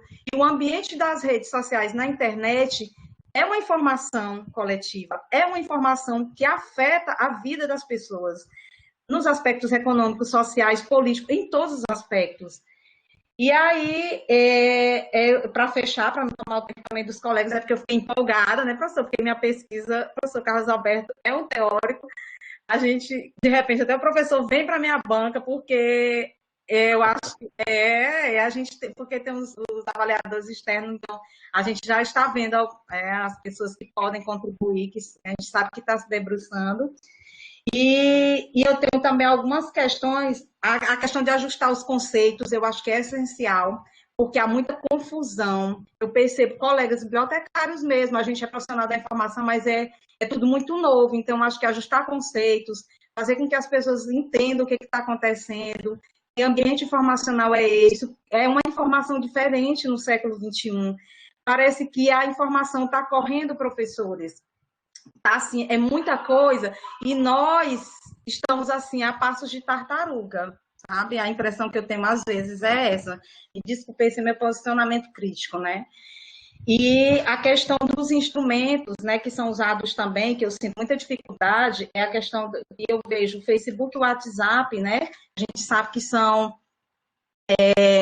dessas mídias, elas são potenciadores, né? Potencializadores que são utilizados. E tem a questão também da regulação desses espaços e da educação dos sujeitos para lidar com esses espaços, porque eu tenho visto muitos profissionais da biblioteconomia, às vezes eu questiono, gente, mas quando vocês recebem uma informação, uma fake news no WhatsApp de vocês, como é que vocês se comportam? Porque eu percebo que algumas pessoas dizem assim, eu não vou me debater com a pessoa que sabe, enfim. Eu digo, mas você não precisa fazer isso. Você não precisa ficar horas discutindo com a pessoa no WhatsApp. Você tem instrumentos para buscar informação e dizer simplesmente, você busca e você mostra, está aqui. Você disse que essa informação é assim. Por que você disse que essa informação é assim?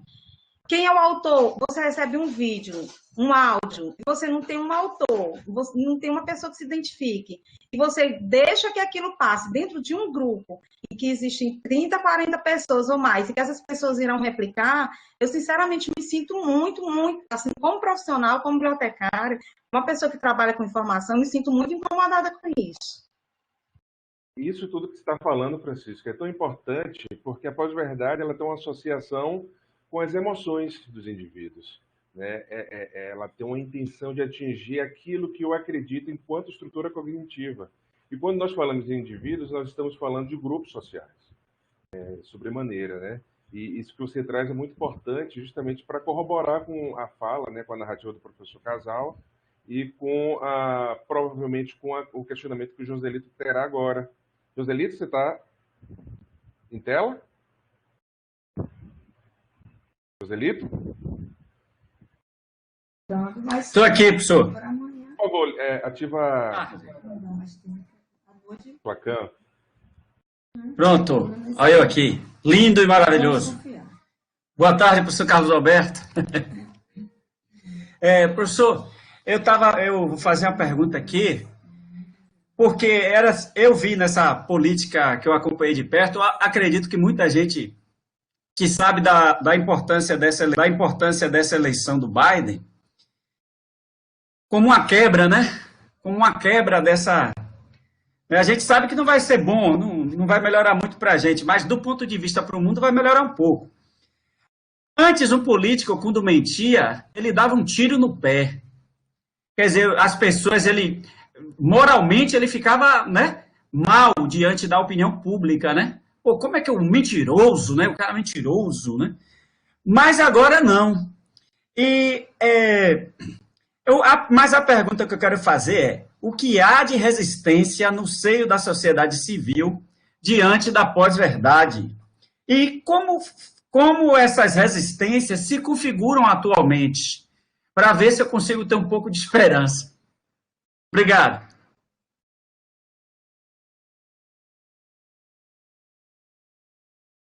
Zé Carlos, como é que a gente faz? Eu comento a fala da Francisca e do Joselito, depois passamos para outras?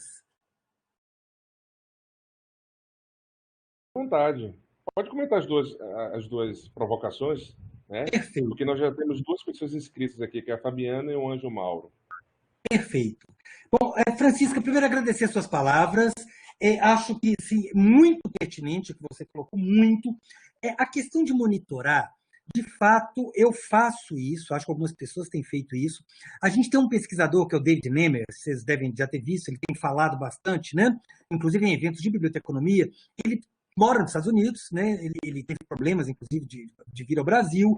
A gente teve já pesquisadores que tiveram que sair do Brasil por conta de quem está estudando as redes de ódio sofrer ameaças virtuais, né, no meio virtual, e ameaças físicas.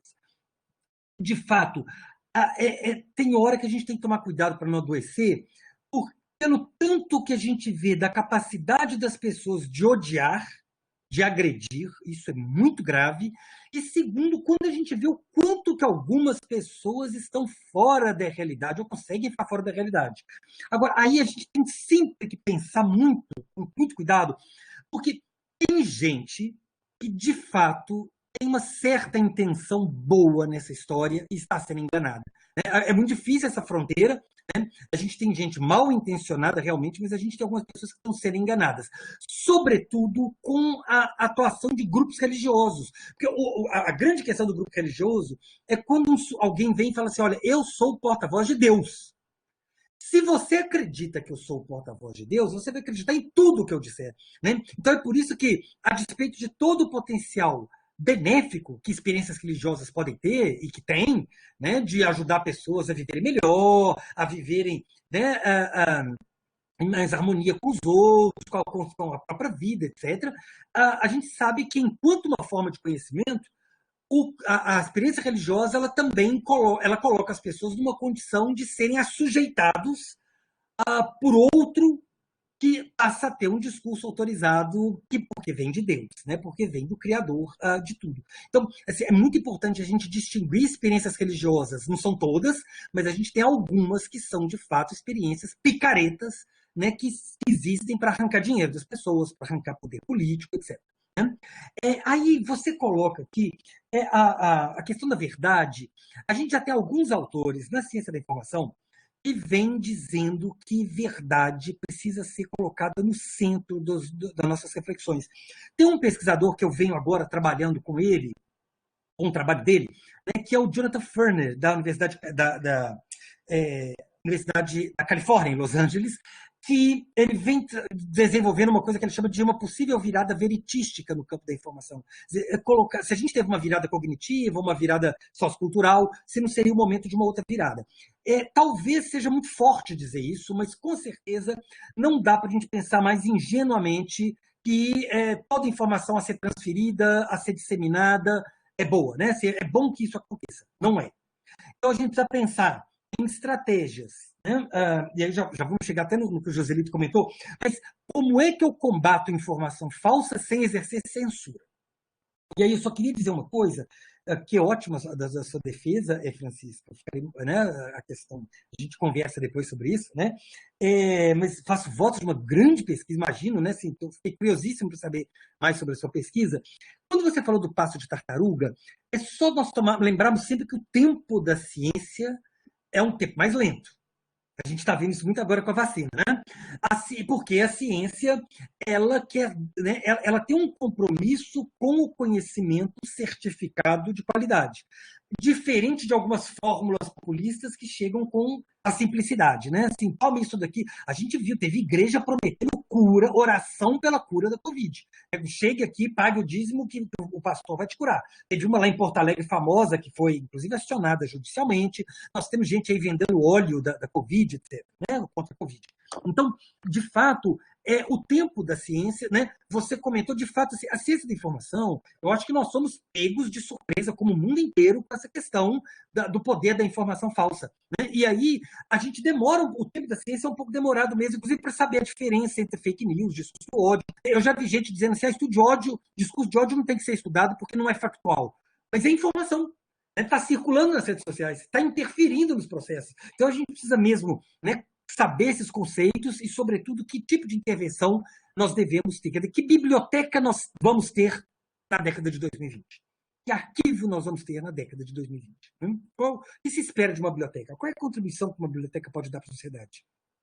O Jess Sheeran é aquele bibliotecário dos Estados Unidos, que é uma referência para nós, que tem uma produção intelectual brilhante. Ele diz, entre outras coisas, né, que as bibliotecas estão sintonizadas com as demandas de cada época. Então, a gente precisa definir muito bem, identificar muito bem qual é a demanda desse momento. Que biblioteca a sociedade do século, né, da década de 2020 precisa. E aí, Joselito, assim, sua questão fundamental, né, primeiro, então, quando você falou do político que mente, de fato, esse é um componente da cultura da pós-verdade.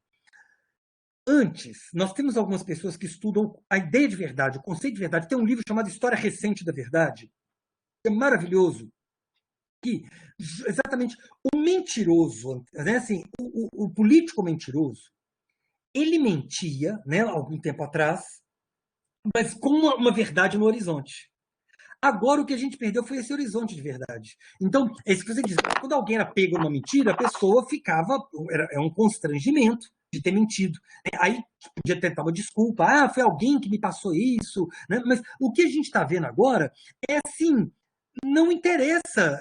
Tudo bem eu ser pego na mentira. Vocês devem ter visto aí há 2 dias um candidato a vereador pelo Rio de Janeiro que fez uma live, um vídeo, e que o fundo de livros é falso. Ele foi capturado no serviço de imagens. Descobriu-se, e isso não causa vergonha, porque isso é quase um motivo de orgulho. Não é assim mesmo que a gente faz. Né? Assim, ou nós tivemos, vocês vão se lembrar de deputados que criaram. Ele tem um perfil no Facebook, ele criou um perfil falso para entrar no Facebook cumprimentando esse deputado. Mas errou de conta e entrou na própria conta. Quer dizer, ficou patente que a pessoa mente e fica por isso. Isso, entre os apoiadores, se eu tenho um tipo de apoio que é cego, portanto, né, que é fanático, isso vira motivo de orgulho, né, e não motivo de constrangimento. Resistências. Olha, Joselito, que pergunta difícil. A gente tem nós vamos ter que esperar domingo, mas a gente tem algumas pesquisas no Brasil que estão demonstrando um certo cansaço da população com as estratégias do que vem sendo chamado do nacional-populismo. Esse movimento político de extrema-direita orquestrado, inspirado pelo Steve Bannon, né, que tem lideranças na Turquia, na Hungria, em Filipinas, né, na Índia, em alguns países, e também no Brasil. Né? Então, vem mostrando que a força desse grupo, então, talvez um certo cansaço. E a eleição dos Estados Unidos talvez também tenha demonstrado um certo cansaço. Ainda é cedo para dizer isso, né? A gente vai precisar ver se isso se confirma, ao mesmo tempo que a gente precisa identificar se esses grupos já não vão imediatamente construindo depois também outras estratégias.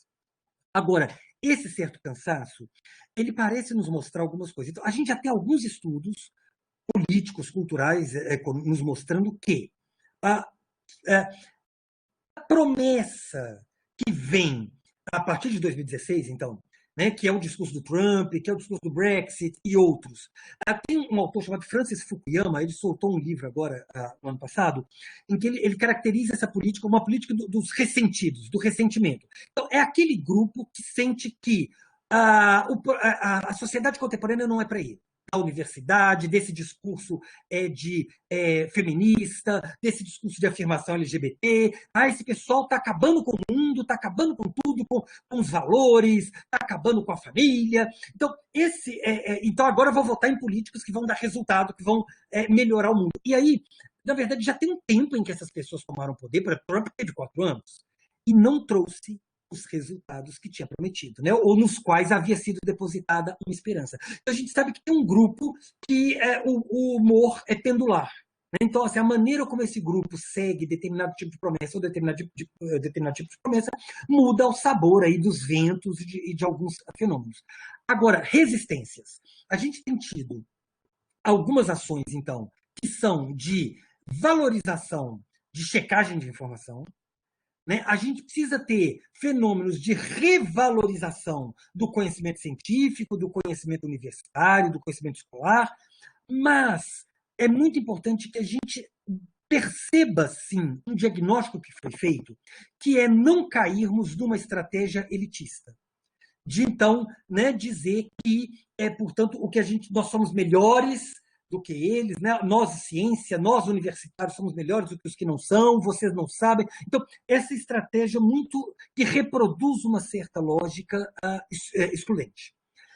Então, eu destacaria aqui alguns elementos que eu acho importante. Um deles, Joselito, eu acho que é uma discussão que a ciência brasileira precisa fazer muito. Durante os últimos anos, as últimas 2 décadas, os últimos 25 anos, a política científica brasileira, ela foi muito pautada pela lógica da avaliação e da competição. Qual é o programa que tem nota maior? Qual é o professor que tem o currículo maior? Qual é o professor que tem mais citação? Qual é o professor que vai ganhar a bolsa de produtividade? Eu fico feliz porque você foi mal. Eu quero que o seu programa vá mal porque eu quero que o meu tenha uma nota melhor que a sua. Então, isso fez com que os pesquisadores se voltassem muito para o próprio mundo. E a gente, assim, os pesquisadores, de certa forma, esqueceram ou negligenciaram a sociedade. Então, a gente tem uma sociedade que vê um monte de cientista brigando um com o outro para ver quem é melhor, e a sociedade pergunta, mas para que serve isso tudo que vocês fazem? Esse tanto de congresso, esse tanto de publicações, esse tanto de dinheiro público que é investido. Então, me parece que assim, a gente precisa urgentemente rever o tipo de ciência que a gente está fazendo, o tipo de função social da ciência que nós estamos fazendo, e o tipo de diálogo que a gente quer ter com a sociedade. Porque não dá para a gente ficar tendo um tipo de ciência que a gente fica postando foto dizendo, olha, eu estou fazendo pós-doutorado aqui, eu estou viajando o mundo inteiro com dinheiro público.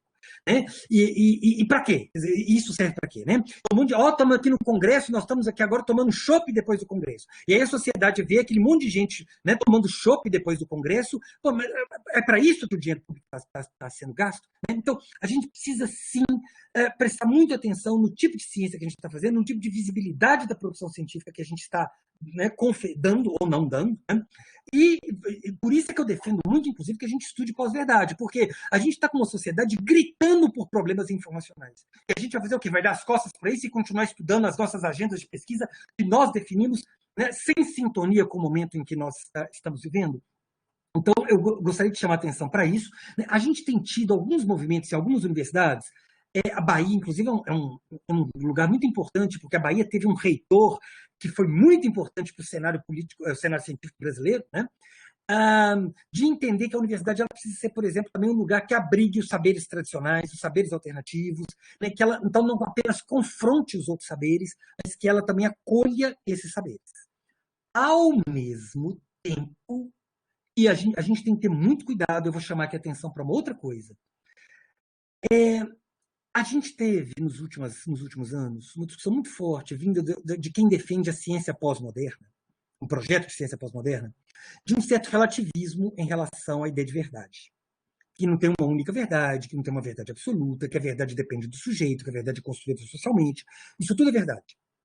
Só que nós tivemos grupos políticos oportunistas que se apropriaram dessas questões, que se apropriaram dessas discussões para dizer, então, já que a verdade não é absoluta, tudo pode ser verdade. É o que o Trump fez de uma maneira fabulosa, que é falar, então, tem fato alternativo, tem verdade alternativa.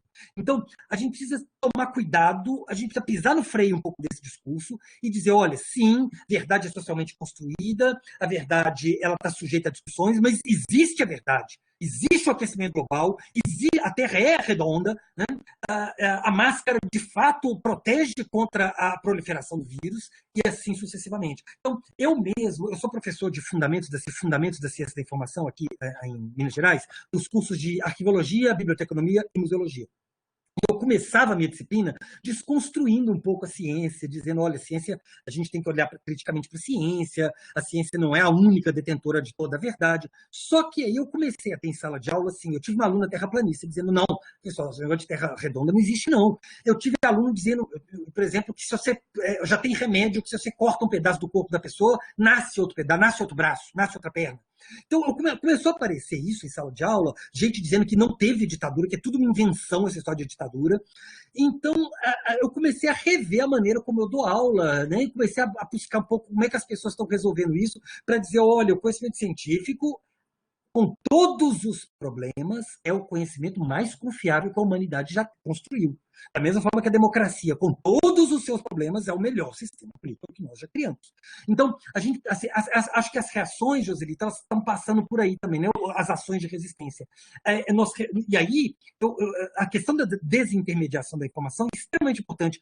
A gente precisa dizer para as pessoas, né? Precisa mostrar que o líder religioso, o Google, o motor de busca, o WhatsApp, eles também são mediações, eles também são enviesados. E defender a importância das instituições como bibliotecas, arquivos, museus, né, que são o nosso campo de trabalho, que são lugares então, que promovem, que estão comprometidos com valores de inclusão, com valores éticos, com valores de promoção de uma cultura da paz, de promoção da verdade. Professor Carlos Alberto, eu queria só fazer um comentário de uma passagem que você colocou aí com relação da ciência e a população, e o povo, né? A ciência que não... E aí me veio rapidamente uma passagem que marcou bastante, que tem marcado muito a minha vida como pesquisadora. Certa vez, lá no Instituto de Educação, onde eu trabalho, sou bibliotecária, eu era em um grupo de professores, servidores, a gente fazia parte do núcleo de estudos indígenas e quilombolas, né? Então, eu estava na coordenação à época, e a gente fez um movimento da consciência negra e trouxemos a comunidade que a gente já acompanhava, né? A comunidade quilombola que fica próxima à cidade. E uma senhora, que é a líder da comunidade, ela disse uma coisa que me marcou bastante. Toda vez que eu vou escrever alguma coisa, fazer uma pesquisa, eu sempre me questiono e lembro dessa passagem. Ela disse assim, o que é que ela era uma pessoa, como ela dizia, eu não tenho letramento, eu não tenho a caneta. Ela se expressava dessa forma, mas era uma mulher que é representante da comunidade. Então, ela falava, ela foi para Brasília, ela fazia, sabe, ela representava muito em pé de igualdade qualquer literato aí, qualquer intelectual. E ela dizia assim, eu não tenho uma caneta. E nós temos uma comunidade em que já foram alguns pesquisadores lá. Vocês, os intelectuais das universidades, vocês fazem suas pesquisas, vocês ganham seus títulos, suas teses, vocês vão para os congressos, vocês enchem os currículos de vocês. E nós ganhamos o quê? Alguns depois nunca mais aparecem. Não, qual é a devolução? Ela diz assim, qual é a devolução que as pesquisas trazem para as comunidades carentes? Gente, isso me marcou muito. E até hoje, isso foi há uns 3 anos atrás. Então, assim, eu fiquei... E ela disse, e o que ela disse tem sentido. Tanto que ela disse que algumas comunidades não querem mais receber pesquisadores porque eles se sentem aproveitados, né, lesados, porque as pessoas vão lá, fazem as pesquisas, então, assim, custa dar uma devolutiva, visitar, depois mostrar o resultado da pesquisa, disponibilizar alguma coisa daquela pesquisa, então isso me inquietou bastante também. Muito bem considerado, Francisca. É o que nós temos no grupo de pesquisa, em algumas disciplinas, justamente essa devolutiva como um marco ético dos pesquisadores, dos mestrandos, dos doutorandos, principalmente nesse quesito de formação dos graduandos, né? Ou seja, realizar uma pesquisa e depois dar um resultado à comunidade, ou um fenômeno, ou um indivíduo, ou um grupo social.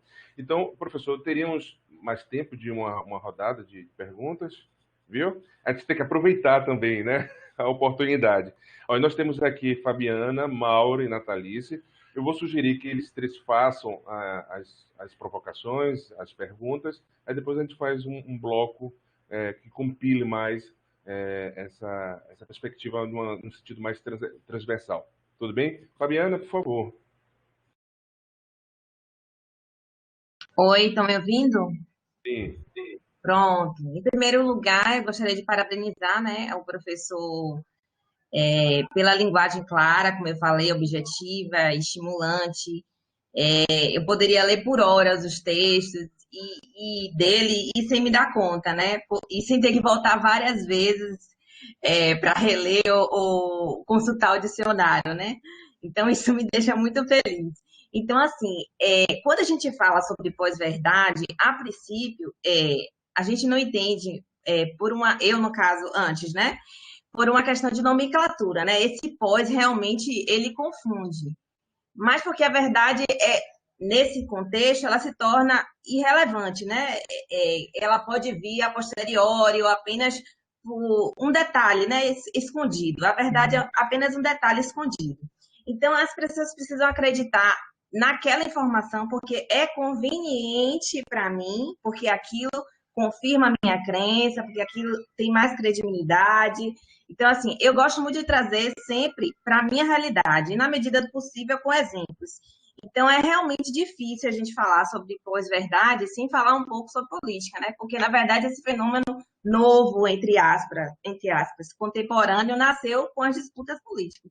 Então, eu vejo muito isso na minha família, principalmente na última eleição, né? Foi uma época de uma enxurrada de mensagens pelo WhatsApp, Facebook, Instagram.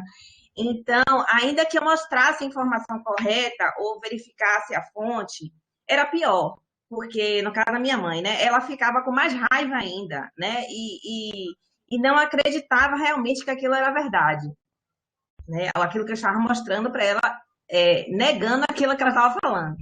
Então, aí eu percebi que minha mãe não estava disposta a saber a verdade. E quanto mais eu tentava mostrar isso para ela, mais ela se enfurecia, chegando a ponto de ficar sem falar comigo. O engraçado disso foi que com o coronavírus, né, ela vinha para mim e me perguntava se aquilo era verdade, se aquele medicamento era realmente para tomar. Então, isso só reforça que ela sabia que talvez aquilo que ela acredita não era verdade, que ela acreditava não era verdade, mas ela simplesmente não estava disposta e não queria fazer essa busca. Então, a minha pergunta assim, os profissionais de ciência da informação têm um papel fundamental nisso, e até uma questão de responsabilidade social, isso é fato, né? Mas o que eu gostaria de saber é como estão os avanços nesse sentido e qual seria uma possível solução ou caminho para isso. Essa é a minha pergunta.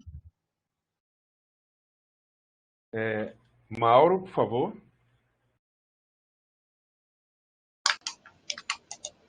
Boa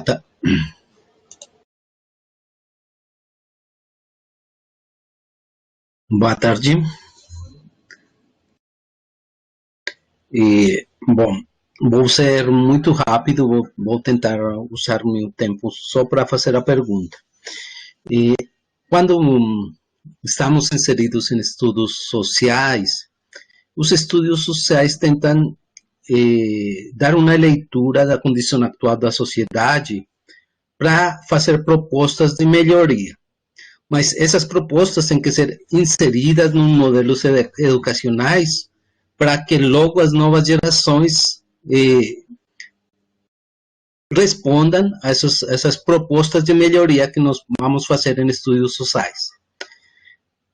Agora, qual seria, desde o ponto de vista do professor Carlos Alberto, essa proposta de melhoria que está se gestando, que se está pensando desde a ciência da informação? Eu vou simplesmente fazer uma aclaração. Eu não sou da biblioteconomia, eu sou da engenharia de computação e sou da filosofia. Então, por isso é que meu olhar é um pouco diferente. Obrigado. Obrigado, Mauro. Natalice, por favor. Oi, estão ouvindo? Sim, Natalice. Então, boa tarde. Parabéns, professor Carlos Alberto, que eu só conhecia dos livros, mas nunca tinha visto a imagem. Excelentes colocações. Eu vou tentar ser breve. Na verdade, eu sou venho da área de comunicação, e assim, uma das coisas que mais me chama a atenção é hoje que eu estou na CI, a minha formação foi na área de publicidade, e assim, uma coisa que me choca muito é como a publicidade conseguiu se desvincular completamente dessa responsabilidade no cenário da fragmentação do discurso da verdade na sociedade que nós estamos vivendo hoje. A publicidade, ela muito cedo, ela conseguiu se desassociar da condição de ciência ela foi automaticamente transportada, se autotransportou para o campo da arte e da técnica, e ela é responsável e, de alguma forma, ainda passeia por todo esse caminho, é como se o jornalismo tivesse assumindo o seu papel, a ciência da informação tivesse assumindo o seu papel, a ciência da computação também assumindo o seu papel, e a publicidade ela continua de forma muito irresponsável dentro desse cenário. Eu lembro que eu trabalhei em campanhas políticas em 2008, 10, 12, 14, eu fiz monitoramento de mídia e nós colocávamos possíveis eleitores dentro de pesquisas que são as pesquisas quali, para que essas pessoas pudessem ter acesso às propagandas antes de ser veiculadas. E naquela época, em 2008, há 12 anos atrás, eu, muito jovem, já me sentia desconfortável de ver fragmentação da fala das pessoas, como se houvesse, era uma manipulação. Isso foi amplamente utilizado tanto para a área da política como para a área do próprio consumo e desse cenário que nós temos hoje. Então, assim, quando vocês, os nossos convidados, trazem essa preocupação da CI trabalhar de forma integrada com as outras ciências, eu sempre penso muito nessa coisa do envolvimento e do comprometimento da publicidade. Quando você falou que não será possível combater informação falsa sem censura, né? Mas que, de alguma forma, é necessário, porque assim não dá para se construir, eu acredito que não vai dar para se construir um cenário mais otimista para nós, dessa perspectiva de reduzir esse hiato informacional que temos hoje, esse buraco, esse abismo das pessoas, essa coisa absurda que você falou, alguém acredita que vai cortar o braço e vai nascer um pedaço. Eu não acredito numa pessoa me dizendo isso, por exemplo. Então, assim, eu queria só trazer essas reflexões, e era isso. E parabéns e obrigada. Obrigado, Natalice. Professor, tem uma pergunta que foi redigida, acho que tem uma correspondência com as três, aí a gente fecha esse bloco, aí temos aí uma condição de dar uma resposta mais ampla, né? É uma pergunta de Tatiele, que é uma estudante nossa do mestrado, ela aqui elogia, obviamente, o trabalho que o senhor desempenha e que te acompanha nas redes sociais, principalmente o Facebook. E ela pergunta o seguinte: como o senhor classifica a importância da ciência da informação para regulamentar as informações que circulam, principalmente nas redes, tendo em vista que os conteúdos informacionais são cada dia mais atravessados tanto pela crença popular quanto pelo seu valor científico? Como a ciência da informação está se preparando para esse novo formato de realidade social? Acredito que com essa pergunta a gente consiga aí ter uma consideração mais transversal. Bom, perfeito. Gente, que turma fantástica! Eu estou achando ótimo assim, a participação de vocês, a discussão no chat. Me deu muita vontade de estar com vocês. Se a gente pudesse estar junto, nossa, eu fico imaginando como deve ser a aula de vocês. Eu anotei aqui, eu achei assim, excelentes os comentários. Eu vou tomar liberdade de só fazer um comentário, porque eu vi aqui no chat uma postagem do Rodrigo, mais cedo um pouquinho, falando sobre os dois lados da mídia, né? Algumas vezes que a mídia apresenta dois lados e trata esses dois lados, às vezes, como iguais, mesmo quando eles não são. O que, de fato... Então, acho que uma coisa assim, é um certo desejo de ser democrático, que pode ser legítimo ou não, mas que tem a ver também com a questão do enquadramento. Então, a gente vê, por exemplo, né, de vez em quando a gente vê, vocês vão se lembrar disso, você tem um movimento popular que promove uma manifestação, e aí uma pessoa do movimento popular quebra alguma coisa. E aí o enquadramento que é feito do fato movimento popular destrói patrimônio. A gente vê muito isso quando grupos populares, por exemplo, fazem interrupção no trânsito, e o enquadramento do fato trânsito do cidadão de bem prejudicado por movimento. Né? Então, você esvazia a pauta política e você enfatiza, por exemplo, então, os eventuais transtornos causados. Né? Então, de fato, é a maneira como se usa o fato de dar voz a mais de um lado da questão, né? Aí você eventualmente qualifica ou desqualifica um lado. Eu também, só um comentário, Jaqueline falou aqui também de extensão universitária. Com certeza, a extensão é muito pouco valorizada, a gente precisa mudar isso, precisa mexer nisso. E essa é uma das soluções que eu acho que a gente precisa trabalhar também no ambiente universitário. Francisco, seu comentário dessa questão então, né, de devolver para a comunidade, de fato é isso. Quer dizer, grupos sociais, grupos étnicos, às vezes eles se sentem usados mesmo, né, pelo ambiente científico só para a pessoa ganhar título, só para a pessoa ganhar reconhecimento. Então, a gente precisa rever muito a relação nossa com a sociedade, sobretudo nós, das ciências sociais e humanas. Né? Isso é fundamental para nós. Bom, gente, acho que vocês colocaram questões muito importantes. Fabiana começou dizendo, de fato, o termo pós-verdade. Tem muitos pesquisadores que são contra o uso desse termo, por ele dar uma ideia enganosa de que antes era verdade, agora é outra coisa, né? Mas o sentido de pós nessa expressão, ele aponta para isso, a verdade deixar de ser relevante, uma desimportância do atributo de verdade para os discursos. Então, é quando a performance passa a ser mais vigorosa, né? Então, o jeito de falar convence muito mais do que a veracidade daquilo que está sendo falado.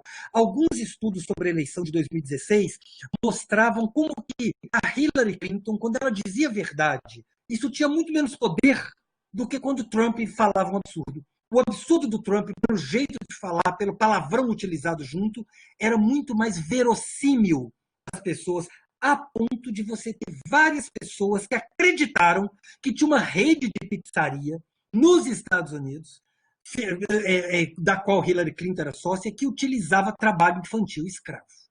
Então as pessoas acreditavam nisso. Teve, inclusive, um caso famoso de um sujeito que foi com uma metralhadora para uma dessas pizzarias libertar as crianças que estavam sendo engaioladas ao Pizzagate, como foi comentado aqui agora no chat. Exatamente. Olha, Fabiana, você perguntou de avanços e de solução, né? Possíveis soluções. Eu vou apontar aqui o que tem aparecido mais fortemente na literatura. Primeiro, mecanismos de certificação, de curadoria. É o que Natalice chegou a comentar também, né? Assim, que a questão não é censura, mas como é que a gente faz? Então, o que são esses mecanismos? Na verdade, nós, da biblioteconomia, da ciência da informação, da arquivologia, sempre fizemos isso. A arquivologia, uma das coisas centrais na arquivologia é atestar a autenticidade dos documentos, né? Inclusive como direito de prova, como testemunho de fatos, de ações administrativas.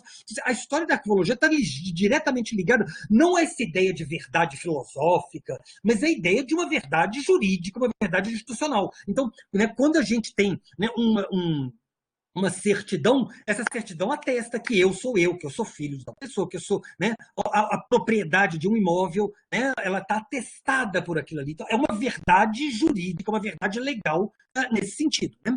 Então, os estudos têm mostrado que promover a censura é muito complicado. É melhor a gente ter informação falsa do que ter um órgão, o Ministério da Verdade, como tem nas distopias, né? Um grupo social que tem o poder de determinar se é verdadeiro e se é falso. A gente sabe que as experiências que nós já tivemos parecidas com as da humanidade não foram boas. Então, a gente vai ter convivência com a informação falsa. Mas então o que a gente pode ter é mecanismos de certificação.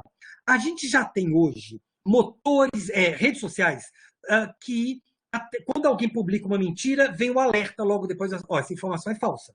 O próprio Trump já foi censurado, né? Já foi bloqueado no Twitter. O presidente Bolsonaro já foi bloqueado no Twitter por divulgar informação falsa. Então, o próprio serviço vai lá e diz, essa informação não é verdadeira.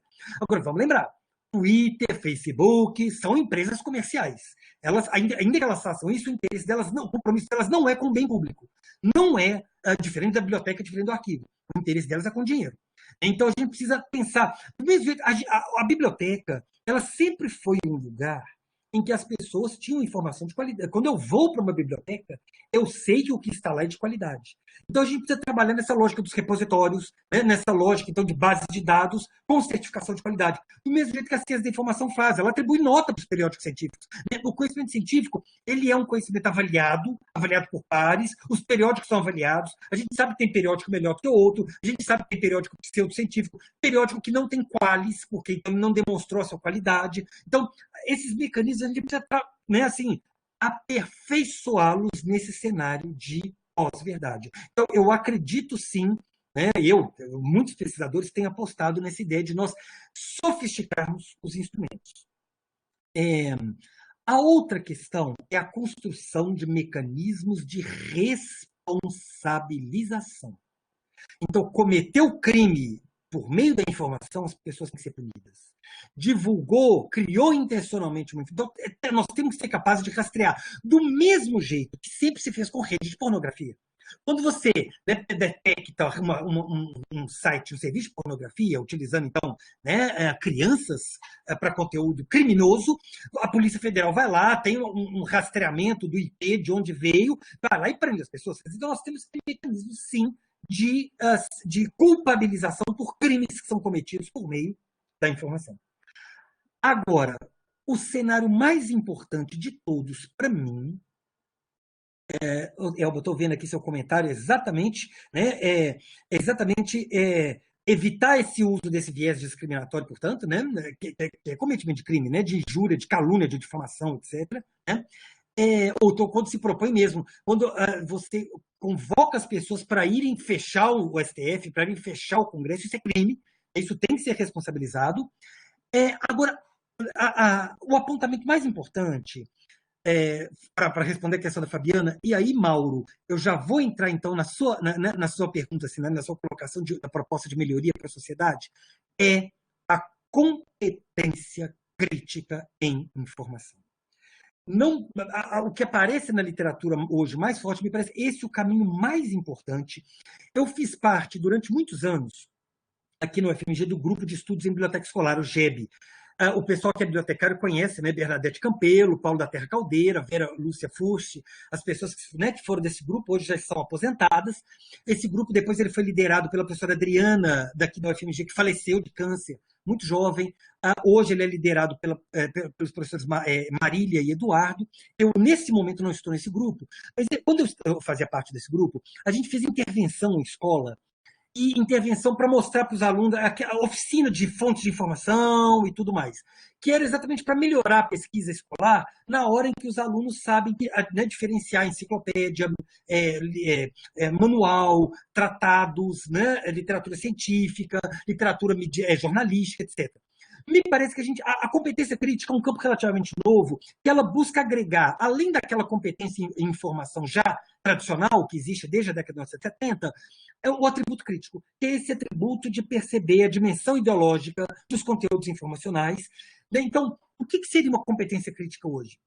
As pessoas saberem, por exemplo, que motor de busca tem algoritmo, e que esse algoritmo é enviesado também, ele tem certos critérios, né?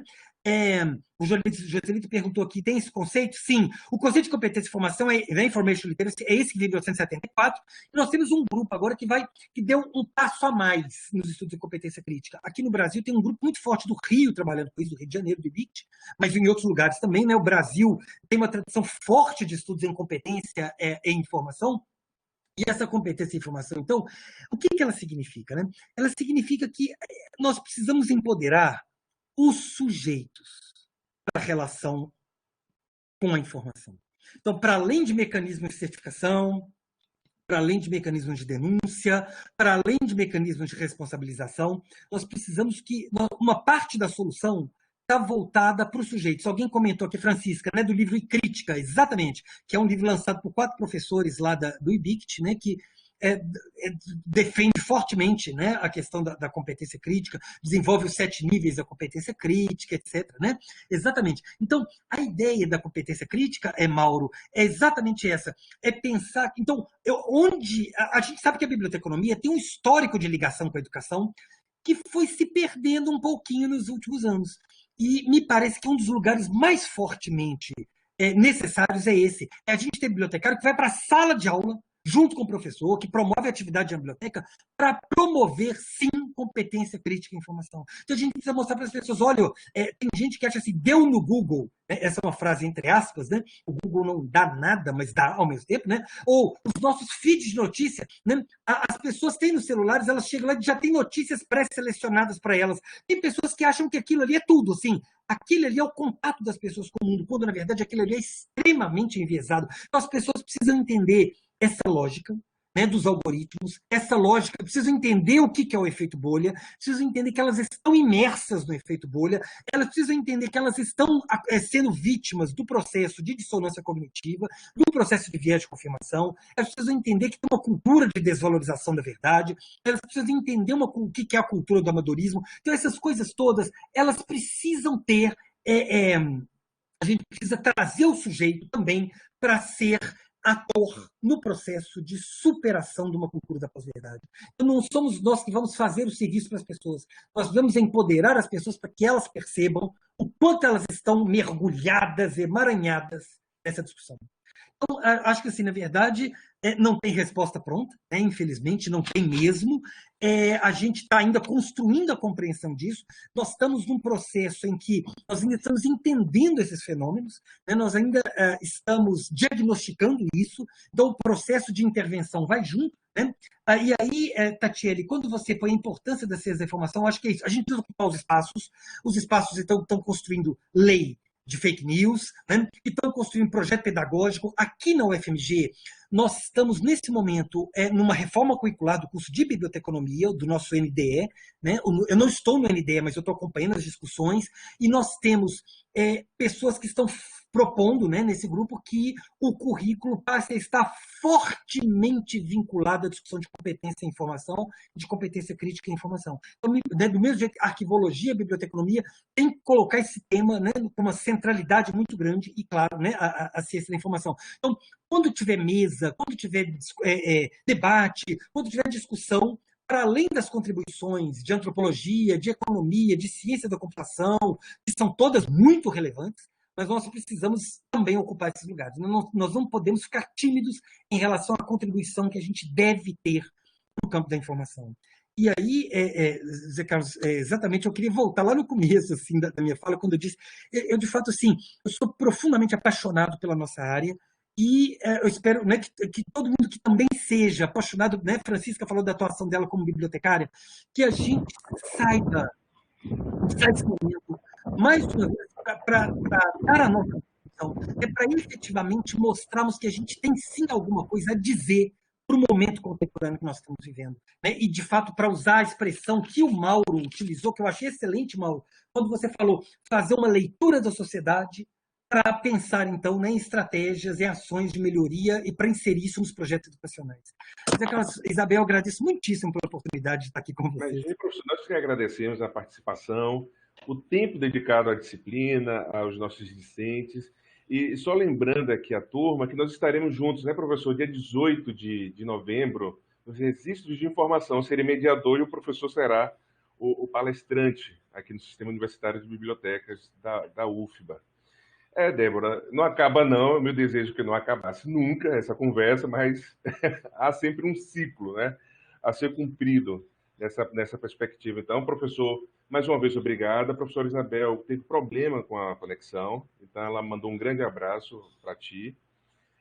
Espero contar contigo em outros momentos, em outras oportunidades, para discutirmos pós-verdade, práticas informacionais, que é uma temática que me interessa também bastante, e outros temas que fazem parte da ciência da informação, que também faz parte do meu escopo afetivo. Isso é muito importante, né?